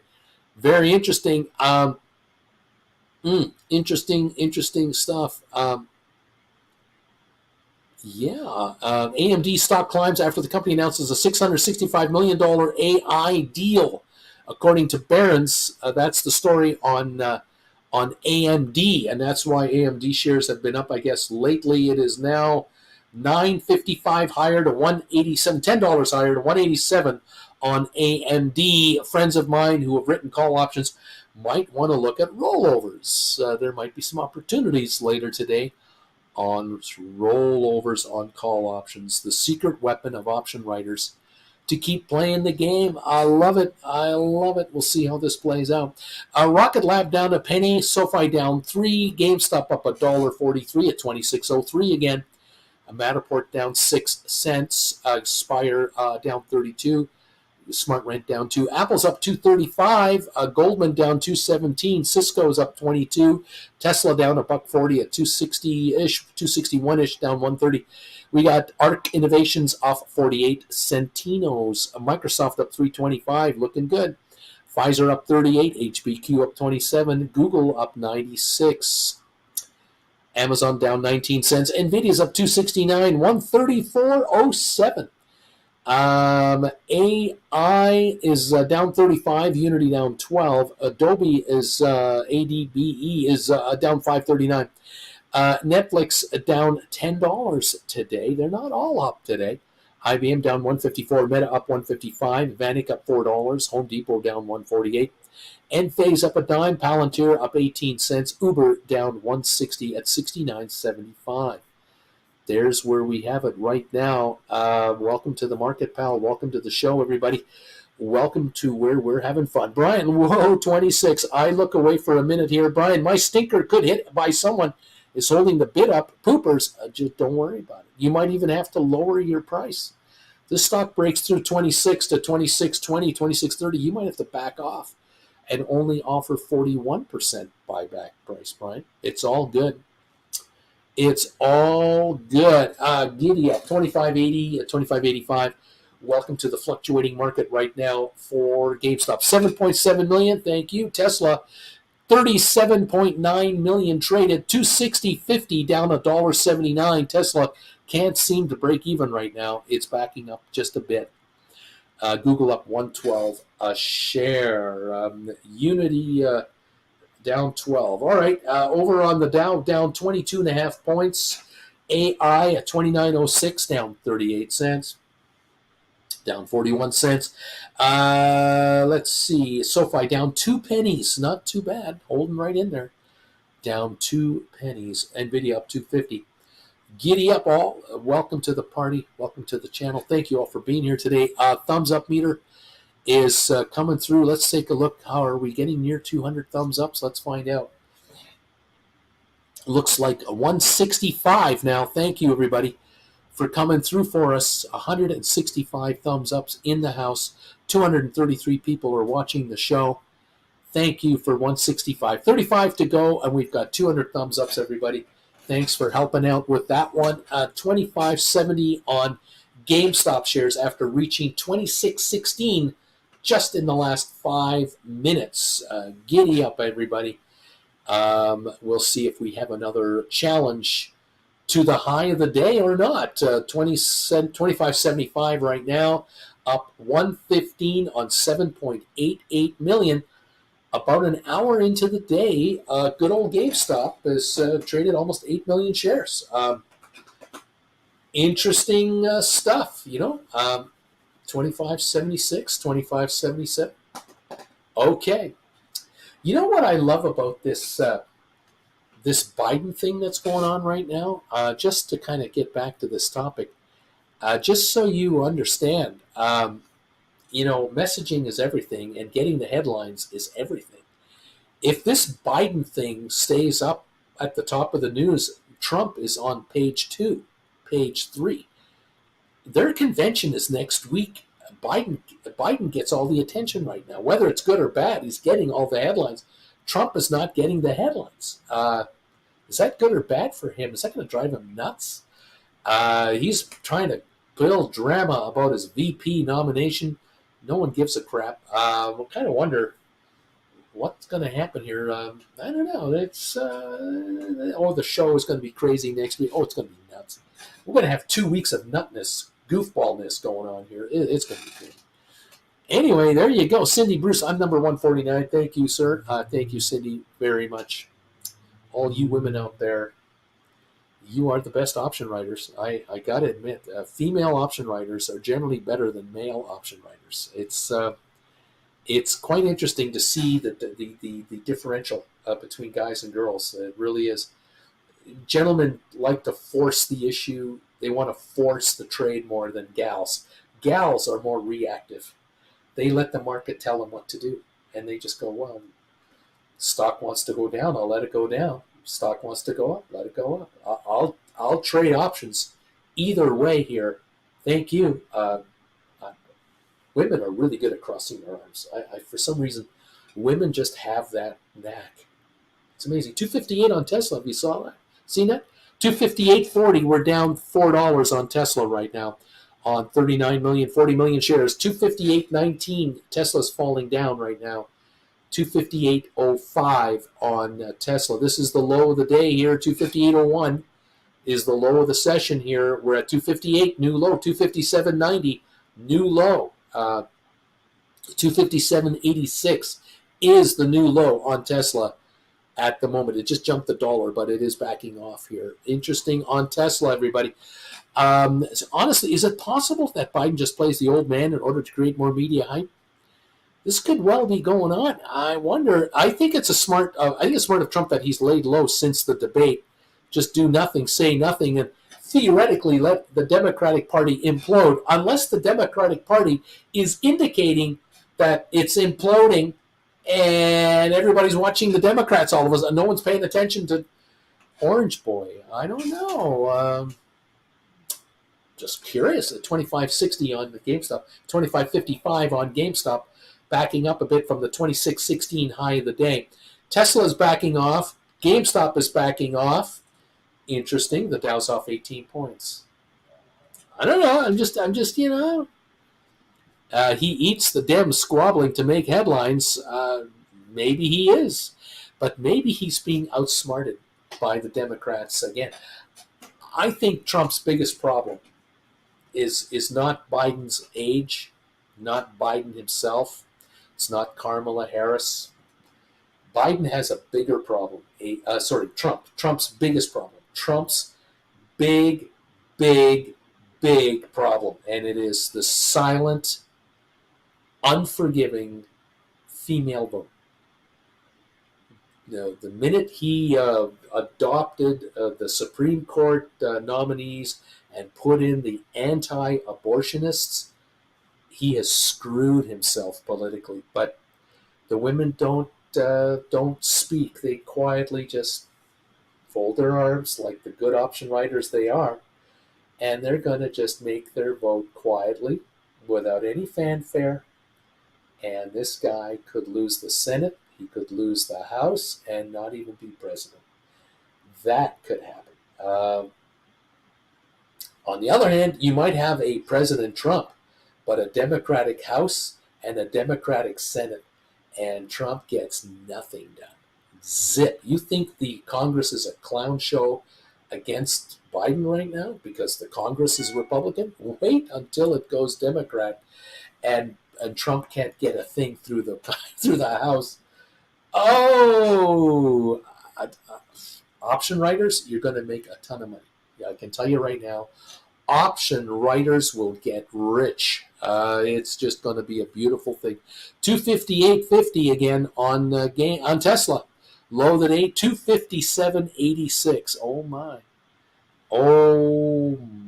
Okay, we got some more comments here. Dude, I wrote 3 16.19 put spreads on GameStop, expiring 9/20s last week. The credit was 103 per contract. It's already come in a third. Thank you. This is kind of nice. You betcha. For sure, it looks interesting from the outside. Us politics are worth to lay down the popcorn here. Lorraine, maybe we should all take the cognitive test ourselves.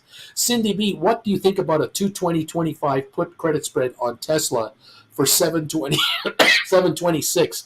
Is this too high?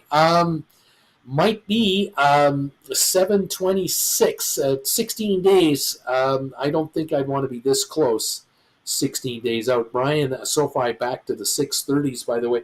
635 down 3 cents. Flash sale again. Dude, I don't know. I just see every major outlet turning on Biden. Did you see the headlines about all the donors demanding Biden step down? Yeah, I know. This could be the big show. This could be the strategy. Get all the headlines. Get all the headlines. Make it all about Biden. All about Biden. Good, bad, indifferent. People standing up. People who are not sure. Biden, Biden, Biden, Biden, Biden. Trump who? Why talk about this guy? He's not even the president. A week before the Republican convention, Trump isn't getting headlines. Have you noticed this?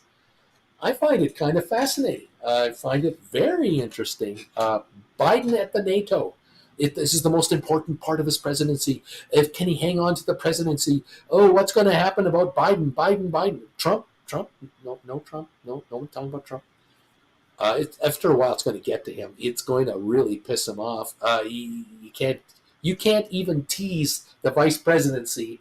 No one's paying attention. No one gives a crap because whoever the vice president is going to be the bootlicker to replace Pence. The next bootlicker is the vice president under Trump. I mean, come on. You're going to elect somebody strong for the vice presidency? I don't think so. It's going to be a bootlicker. Lorraine, I don't think Biden should step down. It'll be worse if he steps down. Exactly. Just stay the course. But get the headlines. Take all the attention away. Can Biden go down the steps of Air Force One without falling? Can Biden not slip up if he has a press conference? What's in his coffee? What's the latest medical report? How's he doing? Brian, when has a politician ever stepped down? It almost never happens. Politicians are so full of themselves. I agree.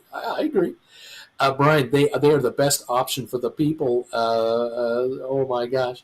What can I say? Politicians are always saying, "Oh, I'm the best option for the electorate." Absolutely, of course. It's the game that's played, depending on the time of the day, and if the time of daytime, nighttime medication used, I maybe wouldn't pass the cognitive test either. I can't play Crash Bandicoot in the evening. It's too fast for me. Oh my! 25.60 on GameStop. 25.60, still holding a $1 gain on the day. Tesla 259.28, down $3 something. 29.15, down 3.18 a share on Tesla. Today could be the first down day for Tesla. It really could be a down day for Tesla today. I don't know. I'm with you, Brian, says Cindy. This is sad. John Harpster.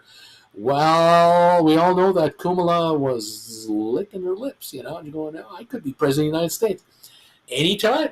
She could be president anytime. The bootlicker, whoever the bootlicker is, could be president at any time. Any of these guys get a stroke in the middle of the night and wake up paralyzed on the left side of their bodies and not able to speak, you got a new president right now. That is what's going to happen right away. Who knows, man? The grandpas out there, 80-year-olds, oh my God. Dude, I just see every major presenter going soft on Biden, and he's already got the primary delegates, so it's really his choice, though the pressure on him seems heavy. Seems. Yeah, but is it? Lorraine, nobody wants Harris. Nobody wants Harris until you get Harris. And then who would Harris pick as her VP? Who would be the vice president under Kamala Harris? Who would be the vice president under the vice president of Trump, if that came to that? The bootlicker's bootlicker. Oh, my God. Geez. We're at 25.62 on GameStop.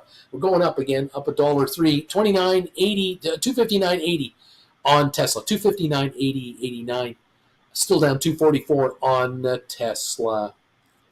Brian, Cindy B, the politicians are the same everywhere. They will always cater to whoever pays them the most, not cater to the people who pay them. This is why we're writing options. Make our own futures. We sure can't count on the politicians for our futures. Are you kidding me? Not a chance. They depend on you. Jason, Uncle Bruce, as a moderate who can't stand Trump, I also don't want a president who will be 85 years old. I know. I guess you could call me a swing voter. If RFK Jr. wasn't so wacky, he could have had my vote. John Herbster, vegetables in the White House. That's right. Grandpas in the White House. Great grandpas in the White House. Not even grandpas. These are great grandpas in the White House. I know. These two parties. What can I say? Oh,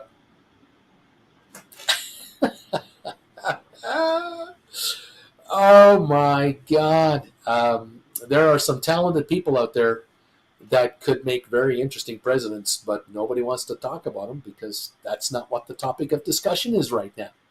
And so we talk about what we can talk about, and this is it. There you go. But option writers, you can ignore all that.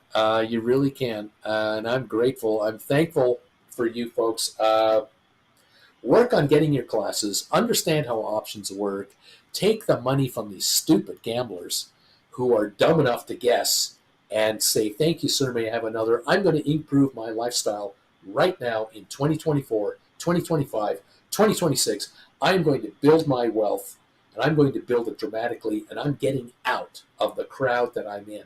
I'm graduating to an upper level. And that just takes the heat off of me financially to worry about just getting by. I don't want to play this game anymore. I don't want to play I'm just getting by right now.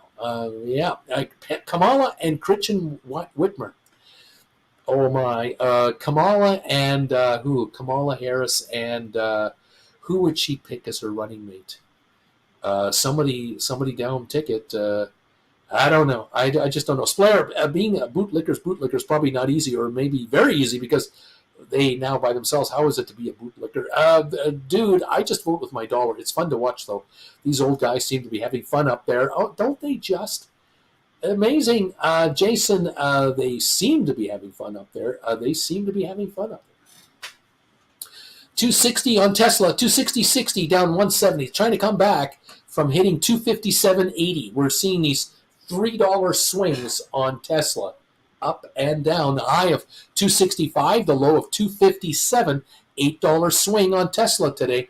GameStop 25.95, trying to go back to 26. There's 11,594 for sale at $26. Are they going to take it out in one trade? 25.95 right now. There's stock at 98.99 and then 26. That's it. There's 50 at 98, 600 at 99. The 98 stock is disappearing. The 96 now, there's 196. It's gone. We're going out at 99. Are we taking out 26 and then going to 26.25? New high of the day. It could happen at any moment. 25.98 just went out the door. We're gone. 26 is gone. All 11,000 is gone. 26.18. 10 seconds. There you go. 26.13, 26.18, high of the day, new high of the day, up 150 a share. Welcome to the party, pal. GameStop's going higher on 9.1 million. It doesn't matter who the president is. It doesn't matter how old the president is. It doesn't matter who the vice president bootlicker is going to be. It doesn't matter. GameStop is at the new high of the day, 26.19. Welcome to the party, pal. Option cash secured put writers happy, credit spread writers happy. Welcome to this channel. 221 happy people here, and the rest of the world is oblivious as to what's going on. And you can't tell anybody that you know what it is you do, because they don't believe you. Isn't that right? GameStop 26.35. No one believes you.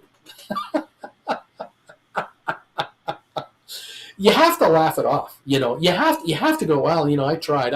I tried to tell my dad. I tried to tell my brother. I tried to tell my sister-in-law. I tried to tell my girlfriend.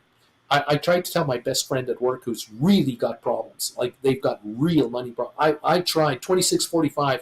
You tried. It's 26.45. They won't believe you. They don't believe you.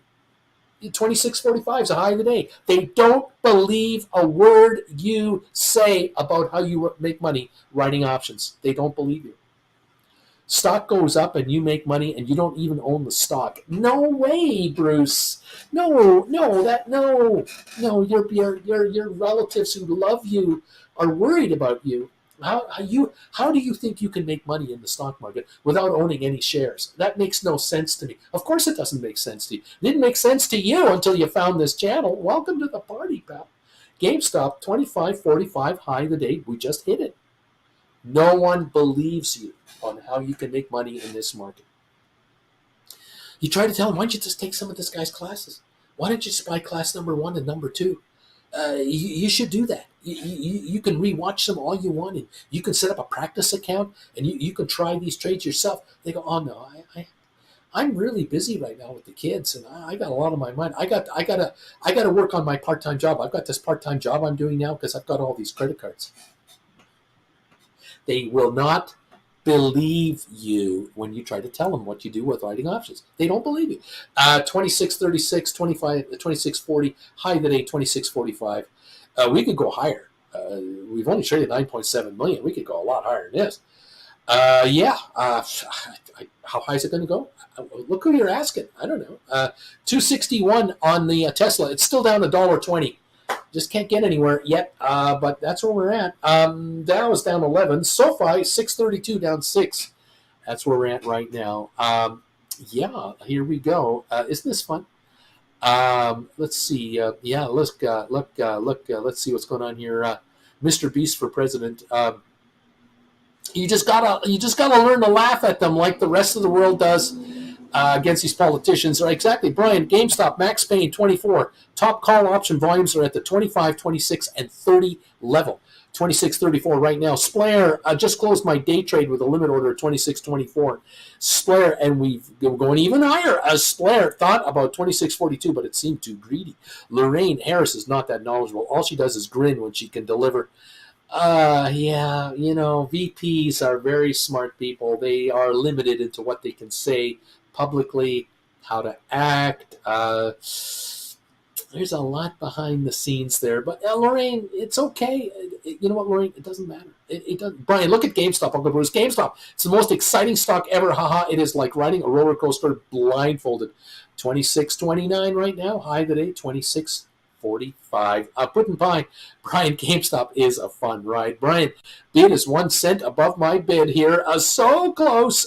Dude, are they running GameStop up to sell calls on retail or what? There's all kinds of conspiracy theories, but stocks go up, stocks go down, and you write options, and you buy back options, and you keep the change, and you write more options, and you buy back options, and you keep the change, and you just get richer, and you don't apologize for it. And your friends and your coworkers and your relatives don't make the money you make. It is what it is. That's all. I don't know. I'm no longer a lurker, says Lanny. I can't stand it. I'm a member now. Thank you, Lanny, so much for being here and being part of the show. Great to have you here. Let's make money. Double D. All I need is $1 pullback on GameStop. That's all I need. Just give me that. I'm good to go. It's all fine. 26.15, 26.19. High of the day, 26.45. Look at the GameStop wave of trading. Have you noticed the waves today? Isn't this something? Yeah, we got up there, we backed off, we went up, we backed off, we went up, down, up, down, up, down. Now we're going up 2 steps, down 1, up 3 steps, down 2, up 3 steps, down 2. We keep going higher. Interesting on GameStop. 261 on Tesla. 261. Trying to hang in there, down $1.25 on Tesla. Getting a lot of fun here. Puddin' Pie, Lanny Pete, good move. Good move joining this channel. Brian, the past couple of weeks it has sort of done that, dude. Max of the week is on Wednesday, then it drops off to the maximum pain around Friday. Patterns, I don't know. We'll see. But who knows? It's GameStop. Exactly. It's GameStop. It's in the eye, then it's out of the eye. Then it's in the eye, then it's not in focus. It's in focus and it's out of focus. Tesla dropping 260.70, 260.60, dropping again on Tesla. Welcome, everybody, to the show. Nice to have you here. It's a fun day. Down 0.75 point on the Dow. Talk about fluctuating there. It doesn't know what to do either. Well, get ready for this. Get ready for more of this. AI down 26 cents. SoFi down 3 cents. That's all. NVIDIA still up 320, 134.60. That one's holding its own, but Tesla's kind of giving up some ground here. 261.10. Maybe it's coming back. Maybe it's not coming back. I don't know. Who knows? It's Tesla. There you go. We can substitute that in too. 26.12, 26.15, 26.10 on GameStop. We're down 35 cents from the high of the session. This is a nothing burger. Can it go to $27 in 1 minute? Yes, it can. The question is, will it do that? Are you betting against GameStop from running? You're nuts. You don't want to be doing that. But hey, I'll respect the stock. Let it do what it wants to do. And take your spots and move in here.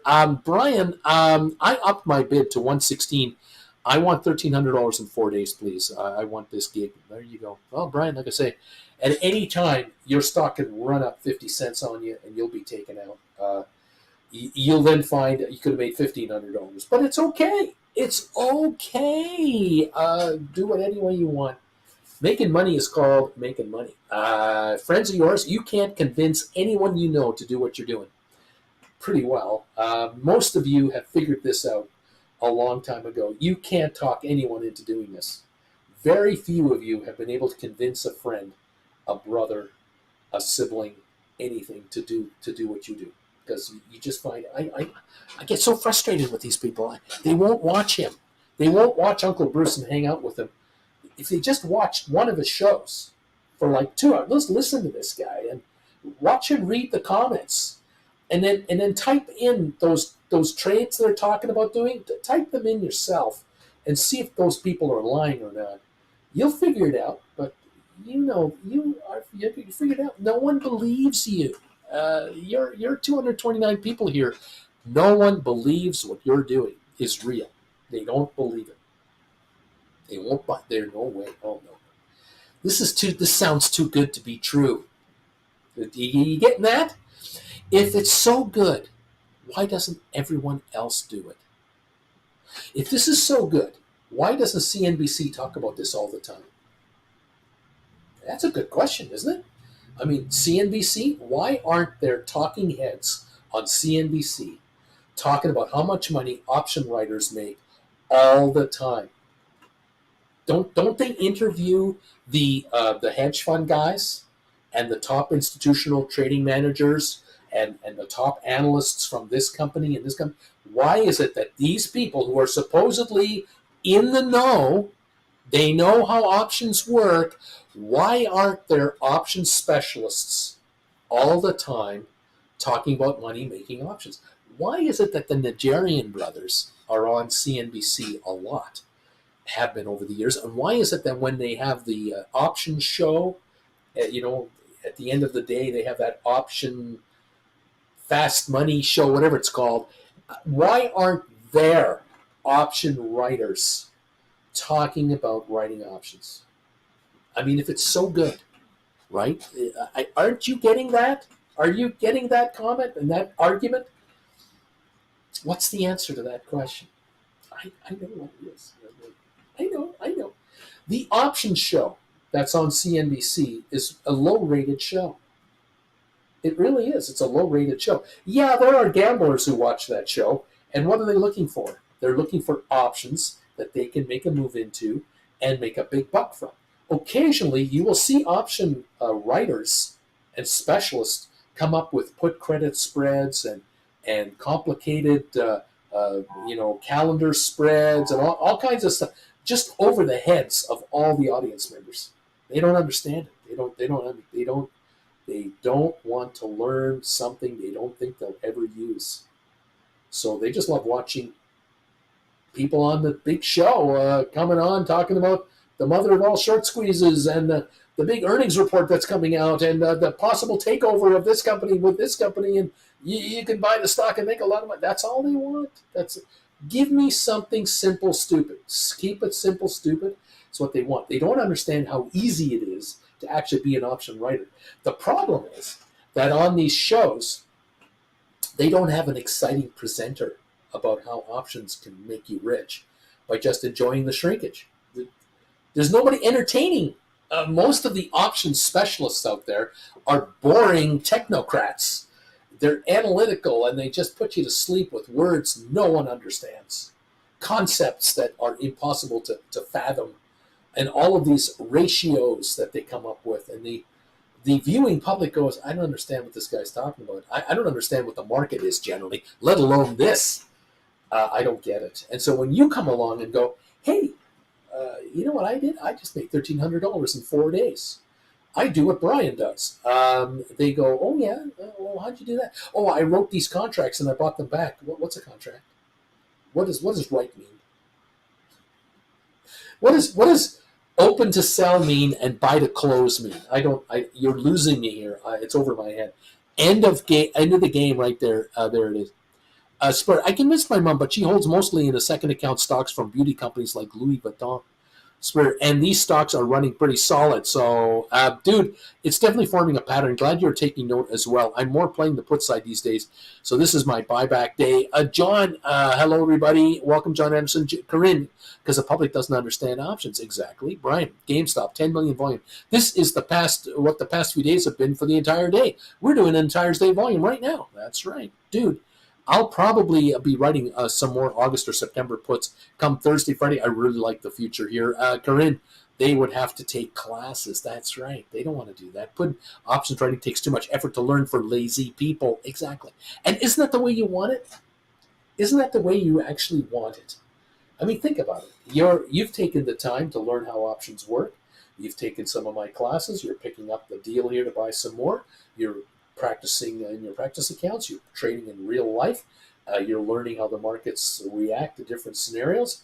You're putting in the time. Others are not. Those who don't put in the time are lazy. What are they doing? They're buying the call options that you're writing. They're buying the put options you're writing. They're on the other side of the trade because they're just looking for a quick win. They're hoping for a lottery ticket payoff. They're buying contracts that have no hope in hell of going up in value because, one, they have very little time left. Two, they have ridiculous premiums. Three, they're out of the money. 3 strikes, and yet they will still give you the money. You're going, okay, all right, so you're telling me I can do 20 credit spread, put credit spreads. I can do 20. Each one gives me 65, 70 cents credit.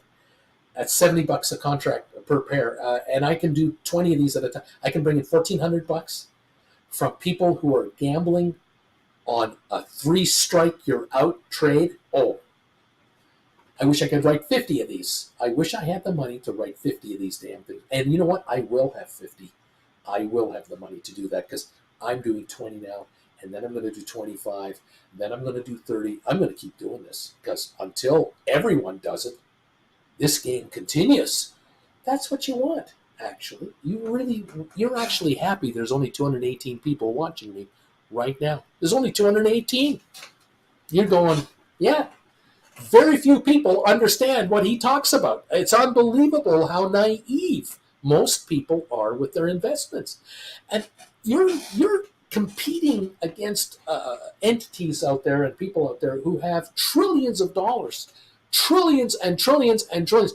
All you're doing is looking for slivers of money. That's all you're doing. You're not writing credit spreads that are bringing in $15 a position. You're not doing those trades. You're doing a trade that brings in $1.30 and you're going to buy it back at 40, 45 cents. You're doing a position where you bring in $1.10 and you're paying 30 cents to buy it back or 60 cents to buy it back. There are those of you bringing in 80 cents and you're looking to buy it back at 50 cents or 40 cents or 30 cents. You're taking dollars off in slivers, just like the brokerage firms, just like the investment bankers with commission-free trading.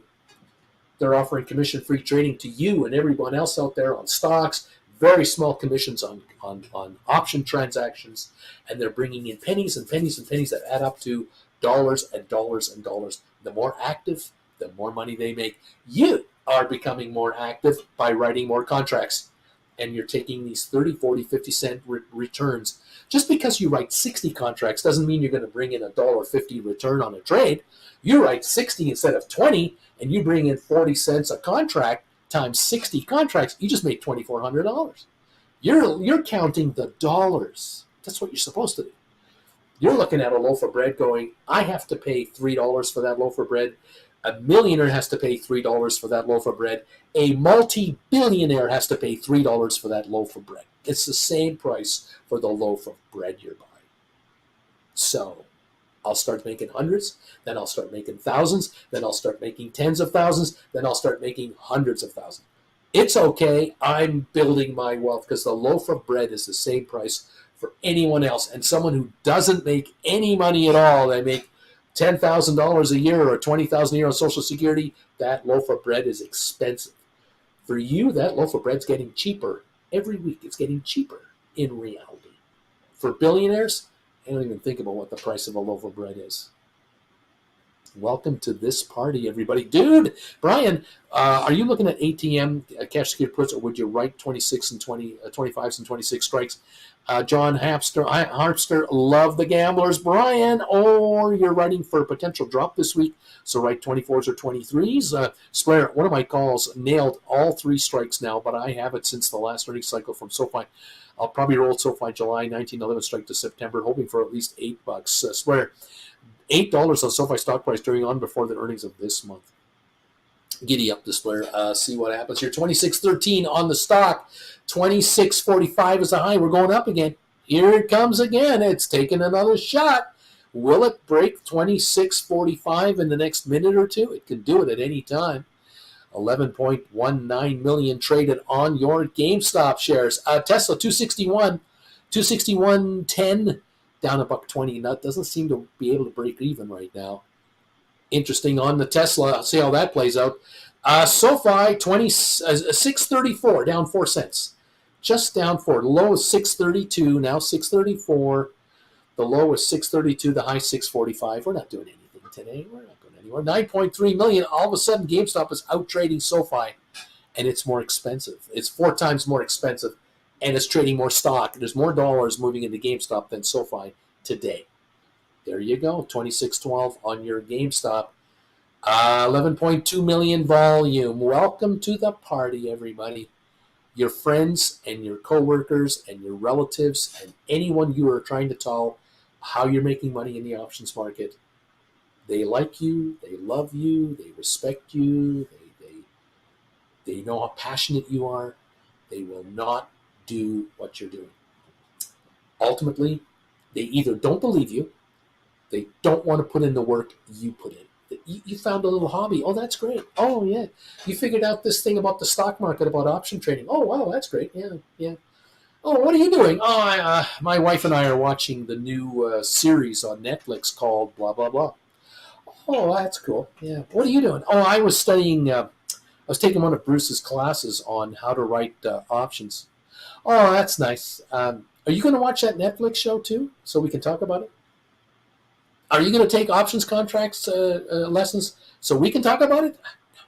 No, they're not going to do it. They're going to watch Netflix. And they've got money tied up in their 401k through their employer, and it's being managed.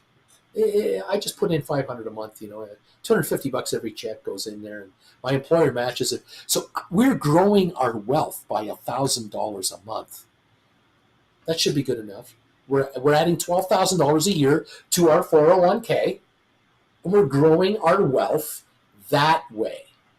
Oh, you say? Oh, okay, cool. Yeah, I borrowed against my 401k.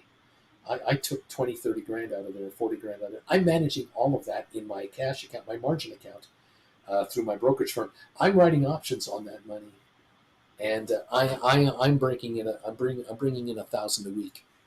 A week. You're adding $1,000 a month to your account. That's growing by 4 or 5%.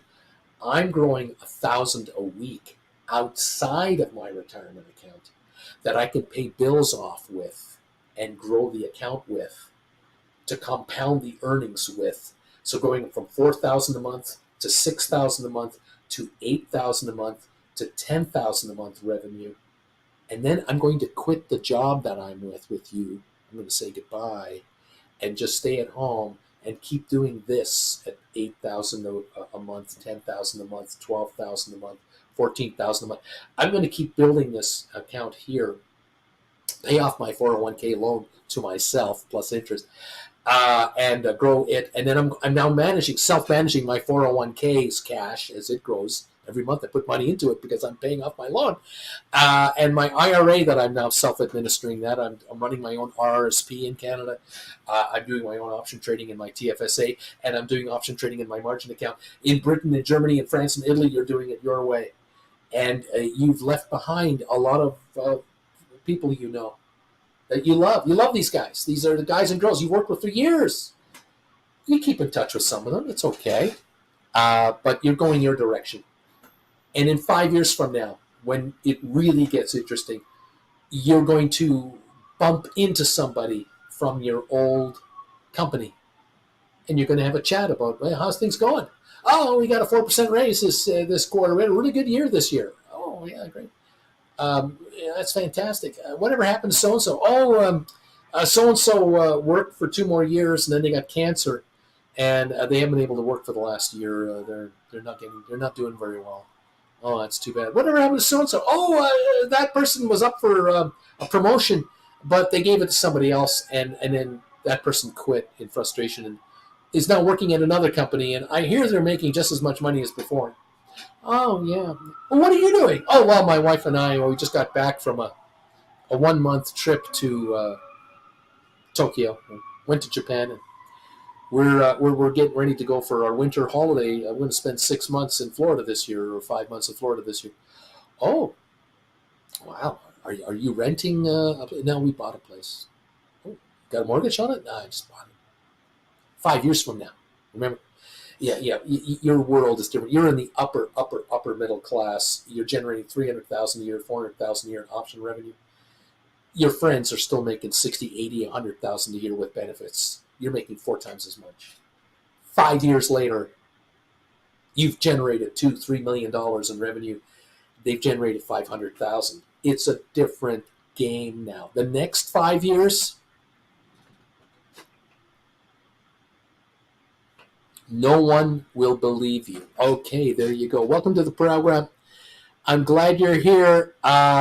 This is fun, isn't it? I'm having fun here. This is cool. What else is going on here?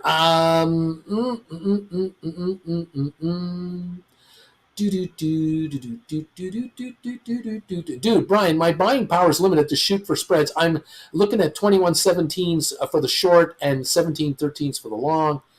I like multiple $3 wide spreads. Brian, oh, you're doing credit spreads. Nice. Dude, I just have one full cash secured put right now, dude, on GameStop. Dude, the spreads do very well on GameStop. Faster turn with the late trading range we've been having here. Pudding Pie, I had to spend 3 hours a day for a couple of weeks at the library to get the basic understanding of options trading. It paid off quickly. Pudding Pie, same message being coming through again. Thank you. This is fun, says Brian.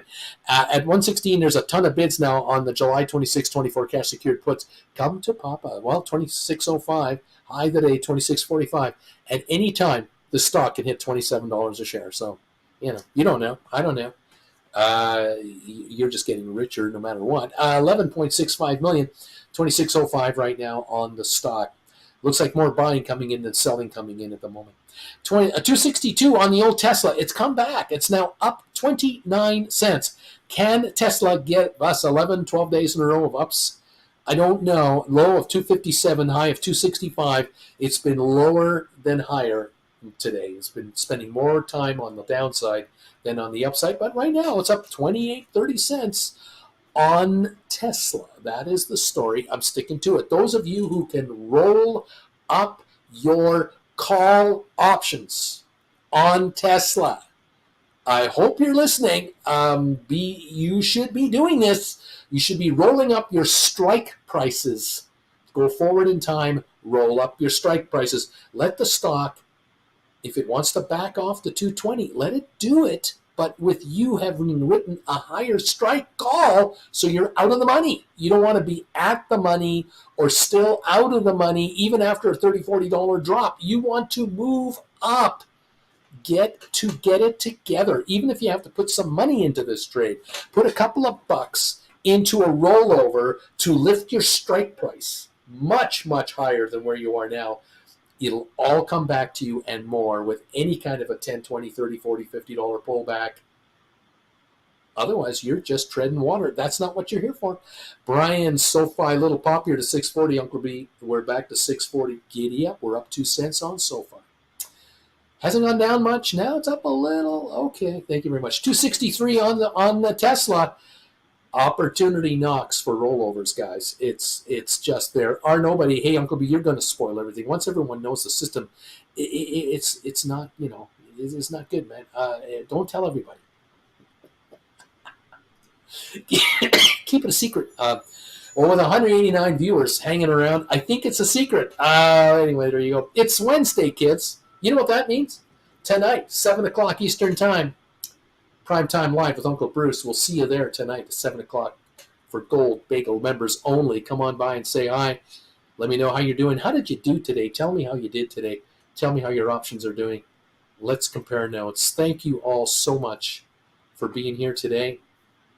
I've been begging thumbs ups once in a while. We now have a total of 183 thumbs ups that have come in today. Those of you watching on the rerun, I know I can count on you to get me to 200 plus today. Thank you. If you're able to hit that thumbs up button, nail it. 183 are in. Thank you all. 190 still watching here. Thank you very much for everything. I appreciate you all. Comments still coming through. Thank you so very much. Let's see what's going on here. Alicia just got home, and Uncle Bruce is still streaming on overtime. Lorraine, I'm number 183, buddy. Brian, Lizzie, GameStop was doing fun things. That's why Bruce is still here, Brian, and he was waiting for you, of course. Of course, I'm waiting for those thumbs ups as you folks join us. Thank you all for coming in. 26.14 on the GameStop, up 154. High today, 26.45. We could set a new high at any time. There's nothing for sale here up to 26, 30, 40. There's nothing there. 50s, 100s, 51 shares, 1 share. There's nothing here. The buyers are nibbling in and jumping in here to try to get in line to pick up stock. More wanted than offered. So we might pop through 26.50, 23, 26.75 could happen at any time. I don't know. We'll see. A Splayer for sure. Thanks a lot for the overtime, Uncle B. Thank you guys for joining me and being with me today. We're at the 262 on the old Tesla. 262.75 up 40 cents. Trying to get a gain again. Not much of a gain going on in Tesla. More down pressure, though. Brian, I hope Ryan Cohen is buying. He needs to get back to 10% ownership of that company, you know. Well, you never know. You never know what's going on there. Who can say? Giddy up, everybody. Thank you for your support. SoFi is up 2 cents. NVIDIA up 241. Okay, I'll see you tonight. 7 o'clock Eastern for Primetime Live with your buddy Uncle Bruce for Gold Bagel members. Become a Gold Bagel member immediately, and you'll get the alert shortly that the show is on. I'll look forward to having you there. Uncle Bruce going strong. Thank you guys for your support, and make the dinero. They're handing it to you. You might as well take it. Thank you all. We'll talk to you later. I got to go. I'm hungry. See you soon, everyone. Bye for now.